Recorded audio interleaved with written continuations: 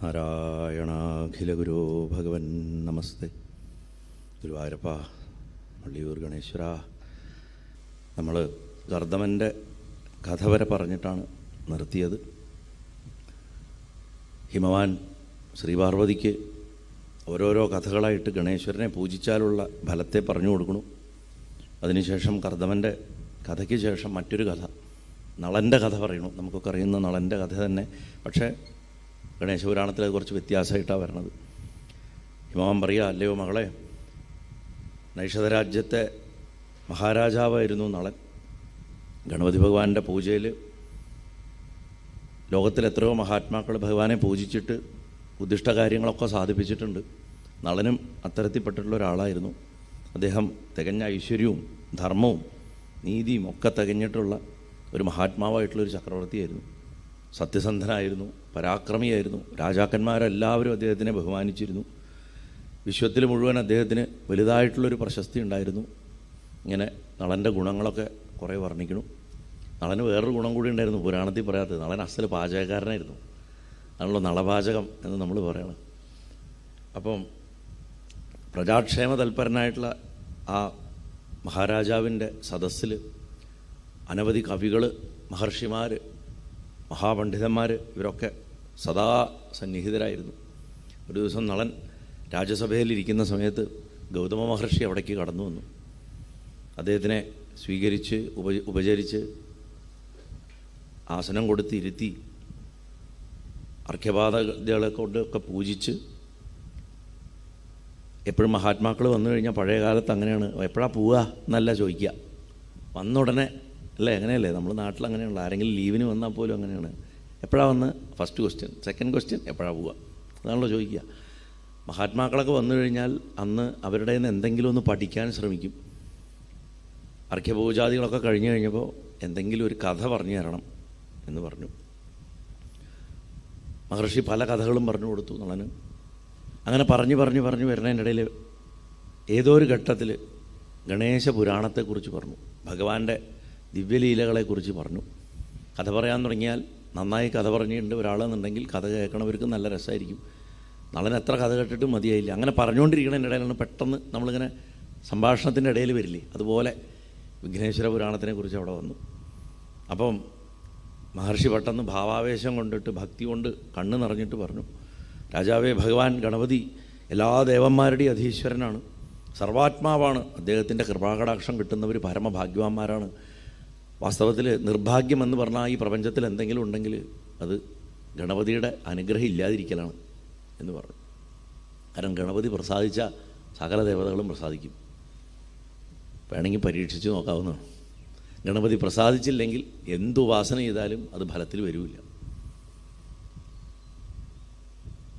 മഹാരാജാവ് പറയും, മഹർഷിയെ എനിക്ക് കൺഫ്യൂഷനാവണു.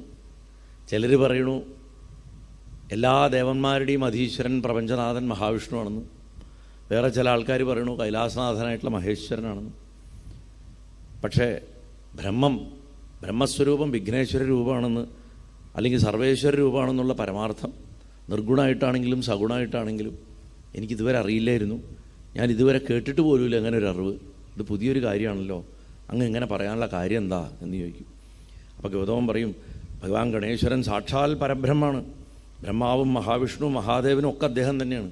അതിലൊരു മാറ്റവുമില്ല. കാരണം ബ്രഹ്മസ്വരൂപമാണ്, ഓംകാര രൂപിയാണ്. നമ്മൾ ഓംകാരത്തിനെ സംസ്കൃത ലിപിയിൽ എഴുതുമ്പോൾ ആ രൂപത്തിന് ഗണപതിയുടെ രൂപ ശ്രദ്ധിച്ചാൽ കാണാം, അല്ലേ? അക്ഷരരൂപത്തിൽ തന്നെ ഗണപതി ഇരിക്കുന്നുണ്ടെന്നുള്ളതാണ്. അങ്ങനെ ആ ദേവപ്രമുഖന്മാരായിട്ടുള്ളവരൊക്കെ തന്നെയും ഈ വരദരാജനായിട്ടുള്ള ഗണപതിയെ ഉപാസിച്ചിട്ടാണ് സകലതും നേടിയിട്ടുള്ളത്. ഗണേശപുരാണത്തിൽ പല സ്ഥലത്തും വരദരാജൻ എന്നുള്ള ശബ്ദം ഗണപതിയെ കുറിക്കാനാണ് ഉപയോഗിച്ചിട്ടുള്ളത്. സാധാരണ വരദരാജൻ നാരായണനാണ്. അപ്പം വരദരാജ പെരുമാൾ എന്ന് പറഞ്ഞാൽ മഹാവിഷ്ണുവിനാണ് സാധാരണ പറയാറ്. പക്ഷേ ഈ പുരാണത്തിൽ പല സ്ഥലത്തും വരദരാജൻ എന്ന് പറയുന്നത് ഗണപതിയാണ്. ഉപദേവന്മാരും മറ്റ് ഋഷിമാരും ഗണേശോപാസനയെ കൂടിയാണ് അവരവരുടെ സിദ്ധികളും അതുമാതിരി ഉദ്ദിഷ്ട കാര്യങ്ങളൊക്കെ സാധിപ്പിച്ചെടുത്തിട്ടുള്ളത്. ഈ ഭൂമിയിലുള്ള സകല മിടുക്കന്മാരായിട്ടുള്ള രാജാക്കന്മാരും കാലാകാലം ഭൂമണ്ഡലം വാഴുന്നിട്ടുള്ള എല്ലാ ചക്രവർത്തിമാരും ഗണപതി ഭഗവാനെ ആരാധിച്ചിട്ട് അദ്ദേഹത്തിൻ്റെ കൃപ വാങ്ങിയിട്ടുള്ള ആൾക്കാരാണ്. അതുകൊണ്ട് രാജാവേ, അങ്ങയുടെ സകല വൈഭവങ്ങൾക്കും കാരണമായിട്ടിരിക്കുന്നത് ആ ഭഗവാന്റെ കൃപയാണ് എന്ന് ഗൗതമൻ പകുതി ദിവ്യദൃഷ്ടിയിലും പകുതി ഭക്തിയിലും അങ്ങോട്ട് പറഞ്ഞു. അത് പറഞ്ഞപ്പോൾ നളൻ പെട്ടെന്ന് ഞെട്ടി. പക്ഷേ ഞാൻ ഇന്നേ വരെ ഗണപതിയെ പൂജിച്ചിട്ടില്ല, ഞാൻ ഇന്നേ വരെ ഒന്നും ചെയ്തിട്ടില്ല അദ്ദേഹത്തിന് വേണ്ടിയിട്ട്, വിശേഷമായിട്ട് ഒരു ഉത്സവവും കൊണ്ടാടിയിട്ടില്ല, എന്തിന് ഒരു പിടി പൂവിട്ടിട്ടില്ല, ഒരു പടല പഴം പോലും ഞാൻ കൊടുത്തിട്ടില്ല ഗണപതിക്ക്. സാധാരണഗതിയിൽ മറ്റ് എൻ്റെ ദേവതകൾക്കുള്ള പൂജ കഴിക്കുമ്പോൾ ശാസ്ത്രം പറയണോ ഗണപതിക്ക് ആദ്യം പൂജ കഴിക്കണമെന്ന് പറഞ്ഞിട്ടുള്ളതുകൊണ്ട് ആ ശാസ്ത്രത്തിന് വേണ്ടിയിട്ട് ഞാൻ ഗണപതിക്ക് ദീപം കൊടുക്കുകയും അർഘ്യം കൊടുക്കുകയും പൂജ കഴിക്കുകയൊക്കെ ചെയ്യേണ്ടതെന്നല്ലാണ്ട് ഗണപതിക്ക് വേണ്ടിയിട്ടെന്ന് പറഞ്ഞിട്ട് ഞാൻ ഇന്നേ വരെ ഒന്നും കൊടുത്തിട്ടില്ല എന്ന്. നളൻ്റെ ഇതേ അവസ്ഥയാണ് നമുക്കൊക്കെ, നളൻ്റെ ഇതേ അവസ്ഥയാണ് നമ്മളിൽ പലർക്കും. അങ്ങനെ മാത്രമേ ഞാൻ ഗണപതിയെ ആരാധിച്ചിട്ടുള്ളൂ എന്ന് പറയും. അപ്പോൾ ഗൗതമൻ പറയും, മഹാരാജാവേ അങ്ങേക്കെല്ലാം അറിയില്ലല്ലോ, അങ്ങ് വിധിയാവണ്ണം ഭഗവാനെ ആരാധിച്ചിട്ടുണ്ട്. പണ്ട് പൂർവ്വജന്മത്തിൽ അങ്ങ് ഗൗഡദേശത്ത്, ഗൗഡ ഇന്നത്തെ ബംഗാളിന് ഓൾമോസ്റ്റ്, ബംഗാൾ വെച്ചാൽ വെസ്റ്റ് ബംഗാളും ബംഗ്ലാദേശും ചേരുന്ന പ്രദേശമാണ് ഗൗഡം. ആ ഗൗഡദേശത്ത് പിപ്പലം എന്ന് പറഞ്ഞിട്ടുള്ളൊരു നഗരം ഉണ്ടായിരുന്നു. ആ നഗരത്തിൽ അങ്ങൊരു ക്ഷത്രിയനായിട്ടാണ് ജനിച്ചത്. ക്ഷത്രിയനാണെന്നുണ്ടെങ്കിലും അധികാരമൊന്നുമില്ല, ആരും അങ്ങനെ വില വയ്ക്കണ ഒരു കുടുംബമൊന്നും ആയിരുന്നില്ല, നിങ്ങളുടെ പൈസയൊന്നുമില്ല, ആർക്കും പ്രത്യേകിച്ച് വിലയൊന്നുമില്ല. അങ്ങയുടെ ജീവിതം തന്നെ വളരെ എളിയ ഒരു ജീവിതമായിരുന്നു. കഴിവുണ്ടായിട്ടും അങ്ങയ്ക്ക് അംഗീകാരങ്ങളൊന്നും കിട്ടിയില്ല. അങ്ങനെ എല്ലാവരാലും അവഗണിക്കപ്പെട്ട് ദുഃഖിതനായിട്ട് സഞ്ചരിക്കുന്ന കാലത്ത് ഒരിക്കൽ അദ്ദേഹം അങ്ങ് കൗശിക മഹർഷിയെ കണ്ടു. അദ്ദേഹത്തിൻ്റെ അടുത്ത് സാഷ്ടാംഗം നമസ്കരിച്ച് എല്ലാ സങ്കടങ്ങളും പറഞ്ഞു, എന്തെങ്കിലും ഒരു വഴി കാണിച്ചു തരണം എന്ന് പറഞ്ഞു. അങ്ങയുടെ കഥയൊക്കെ കേട്ടിട്ട് അനുകമ്പ തോന്നിയിട്ടുള്ള ആ കൗശികൻ ഭഗവാന്റെ ഏകാക്ഷരീ മന്ത്രം ഗം എന്നുള്ള ആ മന്ത്രത്തെ ഉപദേശിച്ചു വന്നു. പൂർവ്വജന്മത്തിൽ അങ്ങ് വിധിയാവണ്ണം, എന്നിട്ട് അതൊരു വിധിയൊക്കെ പറയുന്നുണ്ട്, നമുക്ക് ഒരുപാട് കഥകൾ പറയാനുള്ളത് കൊണ്ട് അത് വിസ്തരിക്കുന്നില്ല. അങ്ങനെ വിധിയാവണ്ണം അവിടുന്ന് ആ മന്ത്രത്തെ ജപിച്ച് അനവധി പുണ്യത്തെ സാധിച്ചെടുത്തു. ആ സാധനയുടെ ഫലമായിട്ടാണ്, ആ ഗണേശപൂജയുടെ മാഹാത്മ്യം കൊണ്ടാണ് ഈ ജന്മത്തിൽ അങ്ങേക്ക് ചക്രവർത്തിയായിട്ടിരിക്കാനും ലോകാരാധ്യനായിട്ടിരിക്കാനും സാധിച്ചത് എന്ന് പറഞ്ഞിട്ട് ഗൗതമൻ ആ കഥയെ ചുരുക്കും. അപ്പോൾ ഇങ്ങനെ ഈ കഥ പറഞ്ഞിട്ട് ഇപ്പോൾ ഇവിടെ ഹിമവാൻ ശ്രീപാർവതിക്ക് പറഞ്ഞു കൊടുക്കുകയാണ്, ഗണപതിയെ പൂജ കഴിച്ചാൽ കിട്ടേണ്ട ഫലങ്ങളൊക്കെ ഇങ്ങനെ പറഞ്ഞു കൊടുക്കുക. അമ്മ എന്തിനാണ് പൂജ കഴിക്കണത്? ത്രിപുരദഹനം കഴിഞ്ഞിട്ട് മഹാദേവൻ മടങ്ങി വന്നിട്ടില്ല, മറക്കരുത്. ഊണ് കഴിഞ്ഞു കുറേ നേരം പോയി എന്ന് പറഞ്ഞിട്ട് കഥ മറക്കരുത്. ആ ഭാഗമൊക്കെ തലയിൽ വെച്ചുകൊണ്ടിരിക്കണം, എന്നാലേ കണക്ഷൻ കിട്ടുള്ളൂ. അപ്പോൾ ദേവി വളരെ വിഷമത്തോടെ ഇരിക്കുകയാണ് ഭഗവാനെ കാണാണ്ട്. മഹാദേവൻ എന്നോ യുദ്ധം കഴിഞ്ഞു, എത്രയോ ദിവസം മുമ്പ് യുദ്ധം അവസാനിച്ച വാർത്ത വന്നു കഴിഞ്ഞു, ത്രിപുരവും കത്തിച്ചു കഴിഞ്ഞു. ഭഗവാൻ പക്ഷേ കൈലാസത്തിൽ തിരിച്ചു വന്നിട്ടില്ല. അതുകൊണ്ട് അമ്മ വിഹ്വലയായിട്ട് വിഷമിച്ചിട്ട് പൂജ കഴിക്കുമ്പോൾ അമ്മയുടെ അച്ഛൻ ഹിമവാൻ ഓരോരോ കഥകൾ പറഞ്ഞു കൊടുത്തിട്ട് നമ്മുടെ മനസ്സിനെ ശാന്തമാക്കുകയാണ്. അപ്പോൾ ഇത് കൂടാണ്ട് വീണ്ടും ഒരു കഥ, അത് പാഠഭേദമുണ്ട്. ചില കഥകളിൽ ചില ടെക്സ്റ്റുകളിൽ കാണുന്നത് ഒരു ചിത്രാംഗതൻ്റെ കഥയാണ്, വേറെ ചില ടെക്സ്റ്റുകളിൽ കാണുന്നത് ചന്ദ്രാംഗതൻ്റെ കഥയാണ്. നമുക്കിപ്പോൾ ചന്ദ്രാംഗതൻ്റെയാണ് നമ്മളിപ്പോൾ വായിച്ചുകൊണ്ടിരിക്കുന്ന മൂലത്തിലുള്ളത്. അപ്പോൾ അതുകൊണ്ട് ഈ ചന്ദ്രാംഗത രാജാവിൻ്റെ പേര് മാത്രമേ മാറുന്നുള്ളൂ, കഥ സെയിമാണ്. ചന്ദ്രാംഗതൻ എന്ന് പറഞ്ഞിട്ടൊരു മഹാരാജാവ് ഉണ്ടായിരുന്നു. അദ്ദേഹത്തിൻ്റെ ഭാര്യയ്ക്കും ഇതേപോലെ തന്നെ ഭർത്താവിനെ പിരിഞ്ഞിട്ട് വലിയ ദുഃഖം അനുഭവിക്കേണ്ടി വന്നു. അന്ന് അവൾക്ക് ഭർത്താവിനെ തിരിച്ചു കിട്ടിയത് ഗണേശ്വരനെ പൂജിച്ചിട്ടാണ്, ഗണപതിയെ പൂജിച്ചിട്ടാണ് വിരഹത്തെ മാറ്റിയത് എന്നാണ് പറയണത്. ഗണപതിക്ക് ഹോമം ചെയ്യുമ്പോൾ നാരുകളഞ്ഞ തെച്ചിപ്പൂ കൊണ്ട് ഒരു പ്രത്യേക ദ്രവ്യം ഉണ്ടാക്കിയിട്ട് അതിൽ മുക്കിയിട്ട് ഒരു നിശ്ചിത സംഖ്യ ഒരു പ്രത്യേക സമയത്ത് ഹോമിച്ചാൽ വീട് വിട്ട് ഓടിപ്പോയ ആൾക്കാർ തിരിച്ചു വരും. ഇത് വിധിയാണ്. താന്ത്രികമായതുകൊണ്ട് നമുക്ക് പൊതുവേദികളിൽ പറയാൻ പറ്റില്ല. അങ്ങനെ ചെയ്തു കഴിഞ്ഞാൽ എത്ര വർഷം മുമ്പ് ഓടിപ്പോയിട്ടുള്ള ആളാണെങ്കിൽ ഇന്ന് ആയുസോടെ ഉണ്ടെങ്കിൽ തിരിച്ചു വരും. ഫലമാണ് അത്, അത്രയും കൃത്യമായിട്ടുള്ള ഒരു കാര്യമാണ്. സന്ദർഭവശാൽ പറഞ്ഞു എന്ന് മാത്രം. അങ്ങനെ അതിശക്തനും എല്ലാവരാലും മാനിക്കപ്പെടണവനും പ്രസിദ്ധനും മഹാവിദ്വാനുമായിട്ട് ചന്ദ്രാംഗതൻ എന്ന് പറഞ്ഞിട്ടുള്ള ഒരു രാജാവ് ഉണ്ടായിരുന്നു. അദ്ദേഹത്തിൻ്റെ ഭാര്യയായിരുന്നു വളരെ പതിവ്രതയായിട്ടുള്ള അതിസുന്ദരിയായിട്ടുള്ള ഇന്ദുമതി. ഒരിക്കൽ രാജാവ് കാട്ടിൽ വന്യമൃഗങ്ങളെയൊക്കെ വേട്ടയാടാൻ വേണ്ടി പോയി. അതിനിടയ്ക്ക് അദ്ദേഹം വഴിതെറ്റി ഒറ്റയായിപ്പോയി. സൈന്യങ്ങളും അദ്ദേഹവും വെവ്വേറെയായി. കാട്ടിൽ തിരിഞ്ഞ് കറങ്ങി കൂടുതൽ കൂടുതൽ കാടിൻ്റെ പുറത്തേക്കാണെന്ന് വിചാരിച്ചിട്ട് നടന്നു കുതിരയെ വലിച്ചുകൊണ്ടൊക്കെ പോയത് കൂടുതൽ ഉള്ളിലേക്കാണ്. അങ്ങനെ വനത്തിൻ്റെ അന്തർഭാഗത്തെത്തിക്കഴിഞ്ഞപ്പോൾ സൂര്യവെളിച്ചം കുറഞ്ഞു വന്ന് ഇരുട്ടായി. ആ സമയത്ത് ഒരു രാക്ഷസി അദ്ദേഹത്തിനെ കണ്ടു. അവൾ ആദ്യം വിചാരിച്ചത് മനുഷ്യൻ്റെ മണം, നല്ല വിശപ്പ്, പിടിച്ച് തിന്നാന്ന് പറഞ്ഞ് പോയി നോക്കിയപ്പോൾ നല്ല ഭംഗിയുള്ള ആൾ, എന്നാൽ ശരി ഇവൻ്റെ ഭാര്യയായി കളയാം എന്ന് കരുതിയിട്ട് അദ്ദേഹത്തിൻ്റെ അടുത്ത് ചെന്നിട്ട്, നിന്നെ എനിക്ക് ഭർത്താവായിട്ട് വേണം, എന്നെ കല്യാണം കഴിക്കണമെന്ന് പറഞ്ഞു. രാജാവ് അത് സ്വീകരിച്ചില്ല. അതിൽ ദേഷ്യം കൊണ്ട് ഭീകരരൂപം ധരിച്ചിട്ട് അവളെ മഹാരാജാവിനെ വിഴുങ്ങാൻ പോയി. അവളുടെ ആക്രമണത്തിൽ നിന്ന് രക്ഷപ്പെടാൻ വേണ്ടിയിട്ട് ഓടിയ മഹാരാജാവ് അവസാനം വഴിയിൽ കണ്ടതൊരു തടാക. ആ തടാകത്തിലേക്ക് അങ്ങോട്ട് എടുത്തു ചാടി വെള്ളത്തിലേക്ക്. അതിൽ പോയിട്ട് ഒളിച്ചു. വെള്ളത്തിൻ്റെ അടിയിൽ പോയിട്ട് ശ്വാസം പിടിച്ചിട്ട് അങ്ങനെയിരുന്നു. പക്ഷെ വിധി എന്ന് പറയുന്നത് ഭീകരമാണ്. അത് രാജാവിനെ അടുത്ത അപകടത്തിൽ കൊണ്ട് ചാടിച്ചു. ഈ ജലത്തിൻ്റെ താഴേക്ക് താഴ്ന്നു പോയ സമയത്ത് അവിടെ അതിസുന്ദരികളായിട്ടുള്ള നാഗകന്യകമാർ, സർപ്പകന്യകമാർ ജലക്രീഡ നടത്തിക്കൊണ്ടിരിക്കുന്നുണ്ടായിരുന്നു ആ സരോവരത്തിൻ്റെ താഴെ. അവരിത്രയും സുന്ദരനായിട്ടുള്ള രാജാവിനെ കണ്ടപ്പോൾ അദ്ദേഹത്തിനെ പിടിച്ചിട്ട് അവരുടെ നാട്ടിലേക്ക് കൊണ്ടുപോയി. അങ്ങനെ പാതാളത്തിലേക്ക് കൂട്ടിക്കൊണ്ടുപോയിട്ട് അദ്ദേഹത്തിനോട് പറഞ്ഞു, ഞങ്ങളെയൊക്കെ വിവാഹം കഴിക്കണം. അപ്പോൾ ഒരു രാക്ഷസിയുടെ കയ്യിൽ നിന്ന് രക്ഷപ്പെട്ട രാജാവ് നാഗകന്യകമാരുടെ കയ്യിൽ പെട്ടു. എന്നിട്ട് പറയാം, ഹിമവാൻ പറയുക, ഉമേ, ആ ചിത്രാംഗതൻ നാഗകന്യകമാരുടെ അപേക്ഷയും നിരാകരിച്ചു. അതുകൊണ്ട് അവർക്ക് ഭയങ്കര ദേഷ്യം വന്നിട്ട് അവർ അദ്ദേഹത്തിനെ നാഗപാശം കൊണ്ട് കെട്ടി കാരാഗൃഹത്തിലിട്ടു. ഈ സമയത്ത് വേട്ടയ്ക്ക് പോയ രാജാവിനെ കാണാണ്ട സൈന്യങ്ങൾ മടങ്ങി. കൊട്ടാരത്തിൽ വിവരം പറഞ്ഞു, രാജാവിനെ കാണാണ്ടായി കാട്ടിൻ്റെ ഉള്ളിൽ. അങ്ങനെ രാജാവിൻ്റെ കുതിരയെ മാത്രം ഒരു കാട്ടിൻ്റെ ഉള്ളിൽ നിന്ന് കിട്ടിയത് അവർ വലിച്ചു കൊണ്ടുവന്നിട്ടുണ്ടായിരുന്നു. രാജാവിന് എന്താ സംഭവിച്ചതെന്ന് അറിയില്ല. ഇന്ദുമതി മനസ്സ് തകർന്ന് മരിച്ചോ ജീവിച്ചോ ഭർത്താവ് എന്നറിയാത്ത അവസ്ഥയിലായി. രാജ്ഞിക്ക് ഊണില്ല, ഉറക്കമില്ല, അലങ്കാരമില്ല, ഒന്നുമില്ല. അങ്ങനെ ഭർത്താവിനെയും നോക്കി മട്ടുപ്പാവിൽ ദൂരത്തുനിന്ന് എന്തെങ്കിലും കുളമ്പടിയുടെ ശബ്ദം കേൾക്കുന്നുണ്ടോ, അല്ലെങ്കിൽ അദ്ദേഹം വരുന്നുണ്ടോ, ആർപ്പുവിളി കേൾക്കുന്നുണ്ടോ, അങ്ങനെയൊക്കെ നോക്കിക്കൊണ്ട് ഇരിക്കാൻ തുടങ്ങി. അങ്ങനെ ഒരു ദിവസം ആ രാജ്ഞി ആ മട്ടുപ്പാവിൽ ഇരിക്കുന്ന സമയത്ത് ആകാശമാർഗം പോകുന്ന നാരദ മഹർഷി ആ ദേവിയുടെ വിഷമം കണ്ടിട്ട് അവിടെ വന്നു. അദ്ദേഹം ആ അമ്മയ്ക്ക് ഉപദേശമായിട്ട് കൊടുത്തു, ഇതിന്ന് ഈ കഷ്ടത്തുനിന്ന്, ഈ ദുഃഖത്തുനിന്ന് മോചനം കിട്ടാനുള്ളൊരു മാർഗം ഞാൻ ഉപദേശിച്ചു തരാം. ഭഗവാൻ ഗണേശ്വരൻ സകല വിഗ്രഹങ്ങളും അകറ്റിയിട്ട് സർവ്വസങ്കടങ്ങളും തീർക്കുന്നതിന് ഏറ്റവും സമർത്ഥനായിട്ടുള്ള ദേവനാണ്. ഭക്തിപുരസരം അദ്ദേഹത്തിനെ ധ്യാനിച്ച് ഒരു മാസക്കാലം ഏകാക്ഷരി മന്ത്രം ജപിക്കുക, അഭിഷ്ടങ്ങളൊക്കെ സാധിക്കും. പുരാണത്തിലുള്ള വിധിയാണ്. നമുക്ക് വ്യക്തിപരമായിട്ട് ആരെങ്കിലും നമ്മളെ വിട്ടുപോയിട്ടുണ്ടെങ്കിൽ ആ വ്യക്തിയെ തിരിച്ചു കൊണ്ടുവരാനായിട്ട് ഒരു മാസക്കാലം നിരന്തരം ഏകാക്ഷരി ജപിക്കുക. അതിൻ്റെ ദീർഘമായിട്ടുള്ള വിധിയൊക്കെ അതിൽ പറയുന്നുണ്ട്, നാരദൻ്റെ ഉപദേശത്തിലുണ്ട്. അനുഷ്ഠാന വിധികളെയൊക്കെ കുറിച്ച് വിസ്തരിച്ചിട്ടൊരു ഉപദേശം കൊടുത്തു. അതിനുശേഷം മഹർഷി അവിടെ നിന്ന് പോയി. രാജ്ഞി ആദ്യം ചെയ്തത് എന്താ വെച്ചാൽ, കാര്യം നമുക്ക് എന്ത് വിഷമുണ്ടെങ്കിലും കരഞ്ഞു പിഴിഞ്ഞുകൊണ്ട് ഉപാസന ചെയ്യരുത്. ദുഃഖം മാറാനായിട്ട് ഉപാസന ചെയ്യുമ്പോൾ ആ ദുഃഖത്തിൻ്റെ ഭാരം പേറിക്കൊണ്ട് ഉപാസന ചെയ്യരുത്, ഫലിക്കില്ല. അതിനെന്താ ചെയ്യേണ്ടത് വെച്ചാൽ, ആദ്യം മനസ്സിനെ അടക്കണം.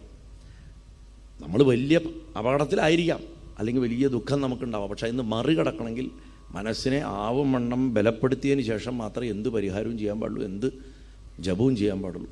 അങ്ങനെ വളരെ ഏകാഗ്രമാക്കിയിട്ട്, മനസ്സിനെ ഏകാഗ്രമാക്കിയിട്ട് ആ ദേവി സ്നാനകർമ്മങ്ങളൊക്കെ കഴിഞ്ഞ് ശുഭ്രവസ്ത്രമൊക്കെ ധരിച്ച് ഭഗവാന്റെ വിഗ്രഹത്തെ പ്രതിഷ്ഠിച്ച് മണ്ണുകൊണ്ടുണ്ടാക്കിയിട്ടുള്ള വിഗ്രഹം വെച്ച് ഭക്തിപുരസരം പൂജാകർമ്മങ്ങളൊക്കെ ചെയ്തിട്ട് സ്തോത്രങ്ങളൊക്കെ ചൊല്ലി നീരാജനമൊക്കെ കാണിച്ചിട്ട് ജപം കൊണ്ട് തുടങ്ങി. എല്ലാ ദിവസവും ഈ പൂജകൾ 3 നേരം ആവർത്തിക്കും. ഒരു മാസക്കാലം നിരന്തരമായിട്ട് ഈ ഗം എന്നുള്ള മന്ത്രം, ഏകാക്ഷര മന്ത്രത്തിൻ്റെ മാഹാത്മ്യം പറയുമ്പോൾ ഒരു വിഷയം കൂടെ പറയേണ്ടതുണ്ട്. ഞാനിത് അടുത്ത കാലത്ത് ഏതോ കോഴ്സിലാണ് പറഞ്ഞത്, അതുകൊണ്ടത് പബ്ലിക്കലി വന്നിട്ടില്ല. ഈ ഗം എന്നുള്ള ശബ്ദം അത് ഉച്ചരിക്കേണ്ടത് ഇങ്ങനെയല്ല എന്ന് ഞാൻ പറഞ്ഞല്ലോ, എഴുതണ പോലെയല്ല അതിൻ്റെ ഉച്ചാരണം. പക്ഷെ അത് ഉച്ചരിച്ചാൽ അതിൻ്റെ ഗുണം എന്താ വെച്ചാൽ, അത് ഈ മൂലാധാര ചക്രത്തിനെ ശക്തിപ്പെടുത്തും. മൂലാധാര ചക്രം എന്ന് പറഞ്ഞാൽ നമ്മൾ മനുഷ്യരുടെ ഒക്കെ ഗ്രൗണ്ടിങ് ചക്രം. നമ്മൾ പറയില്ലേ, ഞാൻ എൻ്റെ കാലിൻ്റെ അടിയിലെ മണ്ണൊലിച്ച് പോയിട്ട് നിൽക്കുന്ന അവസ്ഥയിലാണെന്നൊക്കെ പറയും ചില ആൾക്കാർ, അല്ലേ? കാരണം എന്താ, ചവിട്ടി നിൽക്കാൻ ഭൂമി ഇല്ലാണ്ടാവുക പറഞ്ഞാൽ അതിൽ പരം വലിയൊരു നഷ്ടം ഒരു മനുഷ്യന് വരാനില്ല. അത് ദുഃഖങ്ങൾ കൊണ്ടാവാം, ദുരന്തങ്ങൾ, രോഗങ്ങൾ, പലതരം കാരണങ്ങളും ഉണ്ടാവാം. നമ്മൾ പലരും വിശ്വസിച്ചതിൻ്റെ ഫലമായിരിക്കാം. നമ്മൾ പറയും കാലിൻ്റെ അടിയിലെ മണ്ണൊലിച്ചു പോയ അവസ്ഥയിലാണ് ഞാനത്.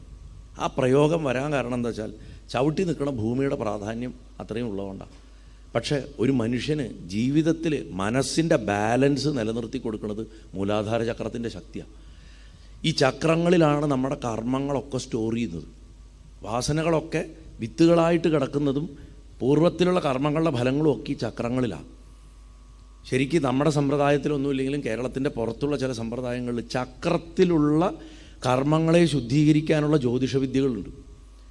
ജാതകം നോക്കിയിട്ട് ഗ്രഹനില നോക്കിയിട്ട് പറയും, ഇന്ന ചക്രത്തിലാട്ടോ നിങ്ങളുടെ കർമ്മം കൂടുതലിരിക്കുന്നത്, അതുകൊണ്ട് അതിനെ ശുദ്ധീകരിക്കാനുള്ള ഉപാസന ചെയ്യാൻ പറയും. അപ്പോൾ നാച്ചുറലി എന്താവും, 99% രോഗങ്ങളും അതോടുകൂടി വിട്ടുപോകും. ജന്മനാ മനുഷ്യന് നമ്മൾ ഓരോരുത്തരുടെയും ശരീരത്തിന് ഓരോ പ്രത്യേകതയുണ്ടല്ലോ. ചിലവർക്ക് തണുപ്പധികം പറ്റില്ല, ചിലർക്ക് ചൂടധികം പറ്റില്ല, ഓരോന്ന് പോലെയാണ്. നമ്മളെങ്ങനെ വ്യത്യസ്ത പ്രകൃതികളായി എന്ന് ചോദിച്ചാൽ അതിൻ്റെയൊക്കെ ഒരു കീ ആയിട്ട് ഒരു ഫോർമുല നമ്മുടെ ഈ ചക്രങ്ങളിൽ കിടപ്പുണ്ട്. അപ്പോൾ ആ ചക്രങ്ങളെ കറക്റ്റ് ചെയ്യുക എന്നുള്ള ഒരു വിദ്യ. അപ്പോൾ മൂലാധാരത്തിൽ കർമ്മം അധികരിച്ച് നിൽക്കുന്ന ഒരു വ്യക്തി എന്ന് പറഞ്ഞു കഴിഞ്ഞാൽ പൂർവ്വജന്മത്തിൽ നിലനിൽപ്പിന് വേണ്ടിയിട്ട് പല അഭ്യാസങ്ങളും കാണിച്ചിട്ടുള്ള ആളായിരിക്കും. അങ്ങനെ മറ്റുള്ളവരെ ദ്രോഹിച്ചിട്ടുണ്ടാവും. സ്വാധിഷ്ഠാന ചക്രത്തിലാണ് ഈ പ്രശ്നം ഉണ്ടെന്നുണ്ടെങ്കിൽ ലൈംഗികമായിട്ടുള്ള ദുരുപയോഗം ചെയ്തിട്ടുണ്ടാവും ശരീരത്തിനെ. മണിപൂരക ചക്രത്തിലാണെന്നുണ്ടെങ്കിൽ ധനം വെച്ചിട്ട് കളിച്ചിട്ടുണ്ടാവും. ഒരുപാട് ധനത്തെ ദുഷ്ടപ്രവർത്തികൾക്കൊക്കെ ഉപയോഗിച്ചിട്ടുണ്ടാവും. അല്ലെങ്കിൽ നല്ല ചെയ്തിട്ടുള്ളതാണെങ്കിലും പുണ്യമായിട്ടുള്ള കർമ്മമാണെങ്കിലും അവിടെ ഉണ്ടാവുക. സോളാർ പ്ലെക്സസിൽ പൊക്കിളിൻ്റെ അവിടെ. അനാഹതത്തിലാണെന്നുണ്ടെങ്കിൽ അതികഠിനമായിട്ടുള്ള പ്രണയനൈരാശ്യങ്ങൾ കാരണം ചിലപ്പോൾ ശരീരം വിട്ട ആൾക്കാരായിരിക്കും. അത് അനാഹത അറിയും, അത് വേറെ അറിയും. നമുക്ക് എന്ത് പ്രശ്നം വരുമ്പോഴും പ്രത്യേകിച്ച് സ്നേഹവുമായി ബന്ധപ്പെട്ട പ്രശ്നങ്ങൾ വരുമ്പോൾ ഇവിടെയാണ് കല്ലിക്കുക. ശ്രദ്ധിച്ചിട്ടുണ്ടോ? നെഞ്ചാണ് കല്ലിക്കുക. മക്കളുടെ കാര്യത്തിൽ, ഭർത്താക്കന്മാരുടെ കാര്യത്തിൽ, ഭാര്യമാരുടെ കാര്യത്തിൽ, കാമുകിമാരുടെ കാര്യത്തിൽ, കാമുകൻ്റെ കാര്യത്തിൽ, അങ്ങനെ എന്തിലും ഈ നെഞ്ചിലാണ് ഒരു വെയിറ്റ് വരിക. അതിന് കാരണം ഈ അനാഹത ചക്രത്തിൽ വരുന്ന കുഴപ്പമാണ്. അതേപോലെ തന്നെ അതികഠിനമായിട്ടുള്ള മഹാപാപങ്ങൾ ചെയ്തിട്ടുള്ള കർമ്മദോഷങ്ങളൊക്കെ വർക്കൗട്ടാവുന്നത് ഈ വിശുദ്ധി പോലുള്ള ചക്രത്തിലാണ്. പ്രപഞ്ചത്തിൻ്റെ കർമ്മത്തിനെ തന്നെ സ്റ്റോർ ചെയ്തിരിക്കുന്നത് മഹാദേവൻ്റെ കഴുത്തിലാണ്. അതുകൊണ്ടാണ് നീലകണ്ഠന ഇത്. നമ്മുടെ മൊത്തം പ്രപഞ്ചത്തിൻ്റെ കർമ്മദോഷത്തിനെയാണ് ഈ ഹാലാഹലായിട്ട് എടുത്ത് വലിച്ചു കുടിച്ചത്. അത് ഇരിക്കുന്നത് വിശുദ്ധിയിലാണ്. ഈ ചക്രത്തിൽ നിന്നാണ് കാളിയുടെ ഉത്ഭവം. കാളി ജനിക്കുന്നത് ഇവിടുന്നാണ്. ശരിക്കും കാളിയുടെ ഉത്ഭവസ്ഥാനം വിശുദ്ധി ചക്ര. ആ പേരിൽ തന്നെയുണ്ട് വിശുദ്ധി എന്നാണ്. ഏറ്റവും ശുദ്ധമായിട്ട് സൂക്ഷിക്കേണ്ട ഭാഗം അത് ഈ ചക്രം. അതുകൊണ്ടാണ് അതിന് വിശുദ്ധി എന്ന് പറയുന്നത്. അതേപോലെ തന്നെ ഉപാസന വെച്ചിട്ട് കളിച്ചിട്ട് മറ്റുള്ളവരെ ദ്രോഹിച്ചിട്ടുണ്ടെങ്കിൽ ആജ്ഞാചക്രത്തിൽ പ്രശ്നം ഉണ്ടാവും. ഈ ചക്രത്തിൽ ഉപാസന വെച്ചിട്ട് കളിക്കുന്ന ആൾക്കാരുണ്ട്. ചിലർ മറ്റുള്ളവർക്ക് ഉപദ്രവം ഉണ്ടാക്കുക, അല്ലെങ്കിൽ അവരെ വിരട്ടുക, ചില വിദ്യകളൊക്കെ കാണിക്കുക, അങ്ങനെയൊക്കെ ചെയ്യുന്ന ആൾക്കാർക്ക് ഇത്. ഇങ്ങനെ ഈ 6 ചക്രത്തിൽ ഈ പ്രശ്നം. സഹസ്രാരത്തിൽ പൊതുവിൽ ആ പ്രോബ്ലം വരാറില്ല. വന്നാൽ തന്നെ അത് മാറ്റാനും പറ്റും. അതിനാണ് ത്രിപുരദഹനം കഥ പഠിക്കേണ്ടതെന്ന് ഞാൻ നേരത്തെ പറഞ്ഞിട്ടുമുണ്ട്. അപ്പോൾ ഇവിടെ ഈ ദേവി മണ്ണുകൊണ്ടുള്ള വിഗ്രഹം പൂജിച്ചു എന്ന് പറയുമ്പോൾ ഗണപതി ഈ പൃഥ്വിതത്വമാണ്. നമ്മുടെയൊക്കെ ലൗകികമായിട്ടുള്ളതും ആധ്യാത്മികമായിട്ടുള്ള നിലനിൽപ്പിൻ്റെ മുഴുവൻ അടിസ്ഥാനം നിൽക്കുന്നത് ഈ മൂലാധാര ചക്രത്തിലാണ്. അതുകൊണ്ടാണ് ഗണപതിയുടെ ഉപാസനയ്ക്ക് ഇത്രയ്ക്ക് ശക്തിയും. ഇതാണ് ആദ്യം ചെയ്യേണ്ടത്. എവിടെയെങ്കിലും നിൽക്കാനുള്ള നില ഉറപ്പിച്ചിട്ട് വേണ്ടേ ബാക്കിയുള്ള പണി ചെയ്യാൻ. അതുകൊണ്ടാണ് ഗണപതിയെ പൂജിക്കാൻ പറയുന്നത്. അപ്പോൾ ഈ ദേവി ചെയ്യാണ്. ദേവി ഗണേശ വിഗ്രഹത്തിനെ മണ്ണുകൊണ്ട് നിർമ്മിച്ചിട്ട് ഈ പറയുന്നതൊക്കെ ചെയ്തു. ഹവനം, ബ്രാഹ്മണ ഭോജനം, ദാനധർമ്മം. നേരത്തെ ഞാനൊരു ക്രമം പറഞ്ഞിരുന്നു. ഓൾമോസ്റ്റ് അതേ ക്രമമാണ് നാരദ മഹർഷി ഇവിടെയും പറഞ്ഞു കൊടുക്കണം. ആ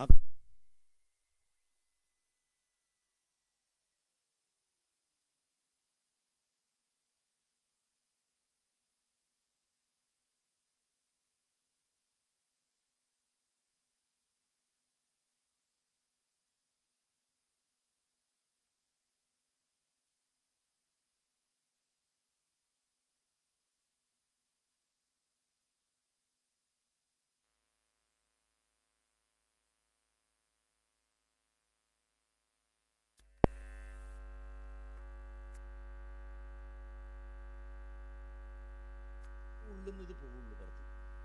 നമ്മൾ തലവേദന ഉണ്ടെന്ന് പറഞ്ഞിട്ട് തലയിൽ കുറേ ഐസ് വയ്ക്കുക, പിന്നെ കുറേ എന്താ പറയുക AC-യിൽ പോയിട്ടിരിക്കുക, തല കുറേ തിരുമ്പുക, തലക്കിട്ട് അടിക്കുക, ഇടിക്കുക, ഇതൊക്കെ ചെയ്യും അല്ലേ. ഒരു ചുറ്റിക എടുത്ത് മണ്ടയ്ക്കൊന്ന് സ്വയം കൊടുക്കാനൊക്കെ തോന്നും തല വെട്ടിപ്പൊളിയുമ്പോൾ. അങ്ങനെയൊക്കെ തോന്നിയതുകൊണ്ട് തലവേദന പോവില്ല. നേരെ മറിച്ച് ഒരു മരുന്ന് കഴിച്ചാലോ, എന്നിട്ട് വെയിറ്റ് ചെയ്തിരിക്കും നമ്മൾ. ആ മരുന്ന് എങ്ങനെയാണ് വർക്ക് ചെയ്യണമെന്ന് പോലും നമുക്കറിയില്ല. അതെന്ത് മാറ്റാണ് നമ്മുടെ ശരീരത്തിൽ വരുത്തണമെന്ന് അറിയില്ല. പക്ഷെ കുറച്ച് കഴിയുമ്പോൾ തലവേദന പോകും. ഇതുപോലെയാണ് ഉപാസന. അത് ചെയ്തുകൊണ്ടിരുന്നാൽ മതി. ആ ജപം ചെയ്തുകൊണ്ടിരിക്കുക. ജപം ചെയ്തുകൊണ്ടിരിക്കുമ്പോൾ ആദ്യത്തെ ദിവസം ചിലപ്പോൾ ശ്രദ്ധ വരില്ല. രണ്ടാമത്തെ ദിവസം ആ ദുഃഖം ഉണ്ടാവും. മൂന്നാമത്തെ ദിവസമാകുമ്പോൾ കുറച്ചുകൂടെ ധൈര്യം വരും. നാലാമത്തെ ദിവസമാകുമ്പോൾ തുടരുക എന്നുള്ളതാണ് പ്രധാനം.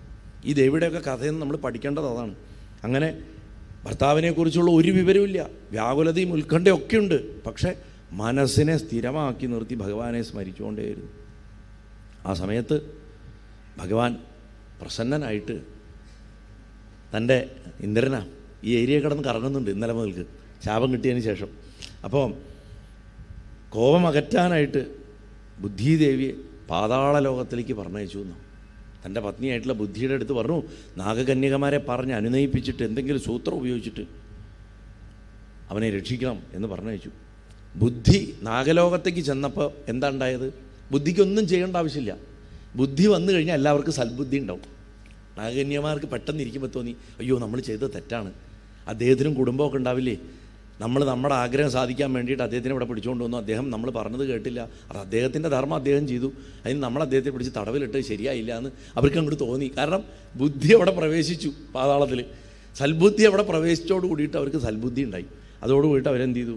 അദ്ദേഹത്തെ കാരാഗൃഹത്തിൽ നിന്ന് മോചിപ്പിച്ചു എന്ന് മാത്രമല്ല, അദ്ദേഹത്തിന് പുതിയ വസ്ത്രങ്ങൾ, ധാരാളം ആഭരണങ്ങൾ, ഭാര്യയ്ക്ക് ഡ്രസ്സ്, ആഭരണങ്ങൾ ഇങ്ങനെയൊക്കെ കൊടുത്ത് പ്രായച്ചിത്തമായിട്ട് അനവധി സമ്മാനങ്ങളൊക്കെ കൊടുത്തിട്ട് അദ്ദേഹത്തിനെ തിരിച്ച് ജലത്തിൽ കൂടെ കൂട്ടിക്കൊണ്ട് വന്നിട്ട് രാജ്യത്ത് തന്നെ കൊണ്ടുവിട്ടു. അങ്ങനെ ഭഗവാന്റെ വരപ്രസാദം കൊണ്ട് ആ മഹാരാജ്ഞി തൻ്റെ പ്രാണവല്ലഭനെ നേടിയെടുത്ത കഥ ഉമയെ മറക്കരുത് എന്ന് ഹിമവാൻ പറഞ്ഞു കൊടുക്കുന്നു. അതൊക്കെ ഞാൻ ചുരുക്കിയാട്ടോ പറയണത്. ഇങ്ങനെ പരമജ്ഞാനിയായിട്ടുള്ള പർവ്വതരാജാവ് തൻ്റെ മകളായിട്ടുള്ള പാർവതീദേവിക്ക് അനവധി ഗണപതിയുടെ മഹാത്മ്യകഥകൾ പറഞ്ഞു കൊടുത്തു. അടുത്ത ദിവസം കാലത്ത് ആ ദേവി പ്രാതകാല കർമ്മങ്ങളൊക്കെ കഴിഞ്ഞ് മനസ്സ് ഉറപ്പിച്ചിട്ട്, എങ്ങനെയാണോ ഇന്ദുമതി മനസ്സിനെ ഉറപ്പിച്ച് അതുപോലെ മനസ്സിനെ ഉറപ്പിച്ചിട്ട് ഭഗവാന്റെ 1008 വിഗ്രഹങ്ങൾ ഉണ്ടാക്കി അമ്മ. 1008 വിഗ്രഹങ്ങൾ. എന്നിട്ട് അതിന് അതാത് വിശേഷ പീഠങ്ങൾ സൃഷ്ടിച്ചിട്ട് അതിൽ പ്രതിഷ്ഠിച്ചു. 1 മാസക്കാലം ഏകാഗ്രചിത്തയായിട്ട് ദേവി ഏകാക്ഷര മന്ത്രം ജപിച്ചു. ദം എന്നുള്ള മന്ത്രം ജപിച്ച് മൂലാധാരത്തിനെ ശക്തിപ്പെടുത്തി. ആ മൂലാധാര ചക്രം ശക്തിപ്പെട്ടാൽ തന്നെ ദുഃഖം പോവും. ദുഃഖ കാരണമായിട്ടുള്ള പ്രശ്നം എന്താ വെച്ചാൽ അത് മാറുകയും ചെയ്യുന്നുള്ളതാണ് ആ മന്ത്രത്തിൻ്റെ മഹാത്മ്യം. അതിനുശേഷം അമ്മ തന്നെ ഹവനം ചെയ്തു, തർപ്പണം ചെയ്തു, ബ്രാഹ്മണ ഭോജനം ചെയ്തു. അതുകൊണ്ട് സ്ത്രീകൾ ഇതൊന്നും ചെയ്യാൻ പാടില്ല എന്നൊക്കെ പറയുന്ന ആൾക്കാർ ഇതൊന്ന് ശ്രദ്ധിച്ച് കേൾക്കണം. അത് അമ്മ ചെയ്തു എന്നുള്ളതല്ല, ഒരു സ്ത്രീയാണത് ചെയ്യണത്, അല്ലേ? അപ്പോൾ ആ ദേവി എങ്ങനെയാണ് ചിട്ടയായിട്ട് പൂജ കഴിച്ച് എന്ന് പറയണു. അതിനുശേഷം ദക്ഷിണ കൊടുത്തു, ദാനം കൊടുത്തു. അങ്ങനെ ദക്ഷിണയും ദാനവും കൂടെ കൊടുക്കുമ്പോഴേ ഭഗവാന്റെ പൂജ പൂർണ്ണമുള്ളൂ. എപ്പോഴും എവിടെ വഴിപാട് കഴിച്ചാലും അതുമായിട്ട് ബന്ധപ്പെട്ടിട്ട് ഒരാൾക്കെങ്കിലും ഭക്ഷണം കൊടുക്കണം. വിശക്കണ ഒരാൾക്കെങ്കിലും ഭക്ഷണം കൊടുക്കണം. അതൊരിക്കലും മുടക്കരുത്. അങ്ങനെയാണെങ്കിൽ മാത്രമേ നമ്മൾ എന്തു സൽക്കർമ്മം ചെയ്തു കഴിഞ്ഞാലും അതിൻ്റെ പൂർണ്ണഫലം സംഭവിക്കുള്ളൂ. ആ പുണ്യകർമ്മങ്ങളുടെ ഫലമായിട്ട് അമ്മ ധ്യാനിച്ച് ആ പൂജ അവസാനിപ്പിച്ച സമയത്ത് കൊമ്പും കുഴലും പെരുമ്പറയും ശംഖും ഒക്കെ കേട്ടു, ഡക്കയുടെ ശബ്ദം കേട്ടു. നോക്കുമ്പോണ്ട് നന്ദിയുടെ പുറത്ത് തൃശൂലമൊക്കെ ധരിച്ചിട്ട് ഭൂതഗണങ്ങളോട് കൂടിയിട്ട് ഭഗവാൻ അവിടേക്ക് എഴുന്നള്ളുന്നത് കണ്ടു. സന്തോഷമായിട്ട് ഹിമാൻ പോയിട്ട് സ്വീകരിച്ചു. ഭഗവാനെ കൂട്ടിക്കൊണ്ടുവന്ന് ആ അമ്മയുടെ കൈ എടുത്തിട്ട് ഭഗവാന്റെ കൈ വെച്ചു കൊടുത്തു. അവൾ അങ്ങേം കാത്തിട്ട് ഇരിക്കുകയായിരുന്നു ഇത്രയും ദിവസം, വല്ലാതെ വിഷമിച്ചു എന്നൊക്കെ പറഞ്ഞ് അങ്ങനെ ആ ശിവപാർവതിമാരുടെ സമാഗമത്തിനെ പറയണു. അതിൻ്റെ തന്നെ ഒരു വർണ്ണനയൊക്കെ ഉണ്ട്, കുറേ നേരമുണ്ട്. അത് എന്താ പറയുക, അതിനൊരു അധ്യായം തന്നെ, ഒരു പകുതി അധ്യായം തന്നെ അതിന് മാറ്റി വെച്ചിട്ടുണ്ട്. നമുക്കിപ്പോൾ അത് അത്രയ്ക്കും പ്രധാനമായിട്ട് പറയേണ്ട ഒരു ഭാഗമല്ല. കഥയുടെ അടുത്ത ഇതിലേക്ക് നമുക്ക് ചെല്ലാം. കാരണം നമുക്കിപ്പോൾ 4:30-ക്ക് ശേഷം പാരായണം കഴിഞ്ഞിട്ട് കറുകയുടെ മഹാത്മ്യം പറയാനുണ്ട്. അതും കൂടെ പറഞ്ഞിട്ട് ഇന്ന് അവസാനിപ്പിക്കാൻ പറ്റുള്ളൂ. അപ്പോൾ കറുകയുടെ മഹാത്മ്യം പറയണമെങ്കിൽ ഇതൊക്കെ വേഗത്തിൽ നമുക്ക് പറഞ്ഞു പോകണം. അത് ഗണപതിക്ക് വളരെ പ്രധാനപ്പെട്ടൊരു കാര്യമാണ് ഈ കറുകയുടെ മഹാത്മ്യം. അങ്ങനെ ഇരിക്കുന്ന സമയത്ത് ഇവിടെ ഈ കഥയൊക്കെ കേട്ട് കഴിഞ്ഞപ്പോൾ നൈമിഷാരണ്യത്തിൽ സൂതൻ പറഞ്ഞു കൊടുക്കുകയാണല്ലോ ശൗനകാദി മഹർഷിമാർക്ക് ഈ കഥ. അവർ ശൗനക മഹർഷിയെടുത്ത് ചോദിക്കും, ബ്രഹ്മദേവൻ അതിനുശേഷം എന്ത് കഥയാണ് പറഞ്ഞത് എന്ന് ചോദിക്കുമ്പോൾ അദ്ദേഹം പറയും, ശൂരസേന മഹാരാജാവിൻ്റെ കഥയാണ് ബ്രഹ്മദേവൻ വ്യാസമഹർഷിക്ക് പറഞ്ഞു കൊടുത്തത്. ആ കഥ സോമകാന്ത രാജാവിനോട് ഭൃഗു മഹർഷി ഈ വിധത്തിൽ പറഞ്ഞു എന്ന് പറഞ്ഞിട്ട്, സോമകാന്ത രാജാവേ, മധ്യദേശത്ത് അന്നത്തെ ഒരു മധ്യപ്രദേശ് പോലുള്ള സ്ഥലം, അവിടെ സഹസ്രം എന്ന് പേരുള്ള ഒരു നഗരം ഉണ്ടായിരുന്നു. ആ നഗരം തലസ്ഥാനാക്കിയിട്ട് രാജ്യഭാരം ചെയ്തിരുന്നത് ശൂരസേനൻ എന്ന് പറയുന്ന ഒരു രാജാവായിരുന്നു. അദ്ദേഹം സകല ശത്രുക്കളും ജയിച്ചു. അദ്ദേഹത്തിൻ്റെ പേര് തന്നെയുണ്ട് ശൂരസേനൻ എന്ന് പറഞ്ഞു കഴിഞ്ഞാൽ യുദ്ധം അത്ര ശൂരതയോട് കൂടിയിട്ടും ധൈര്യത്തോടെയും ചെയ്യണമെന്നർത്ഥം.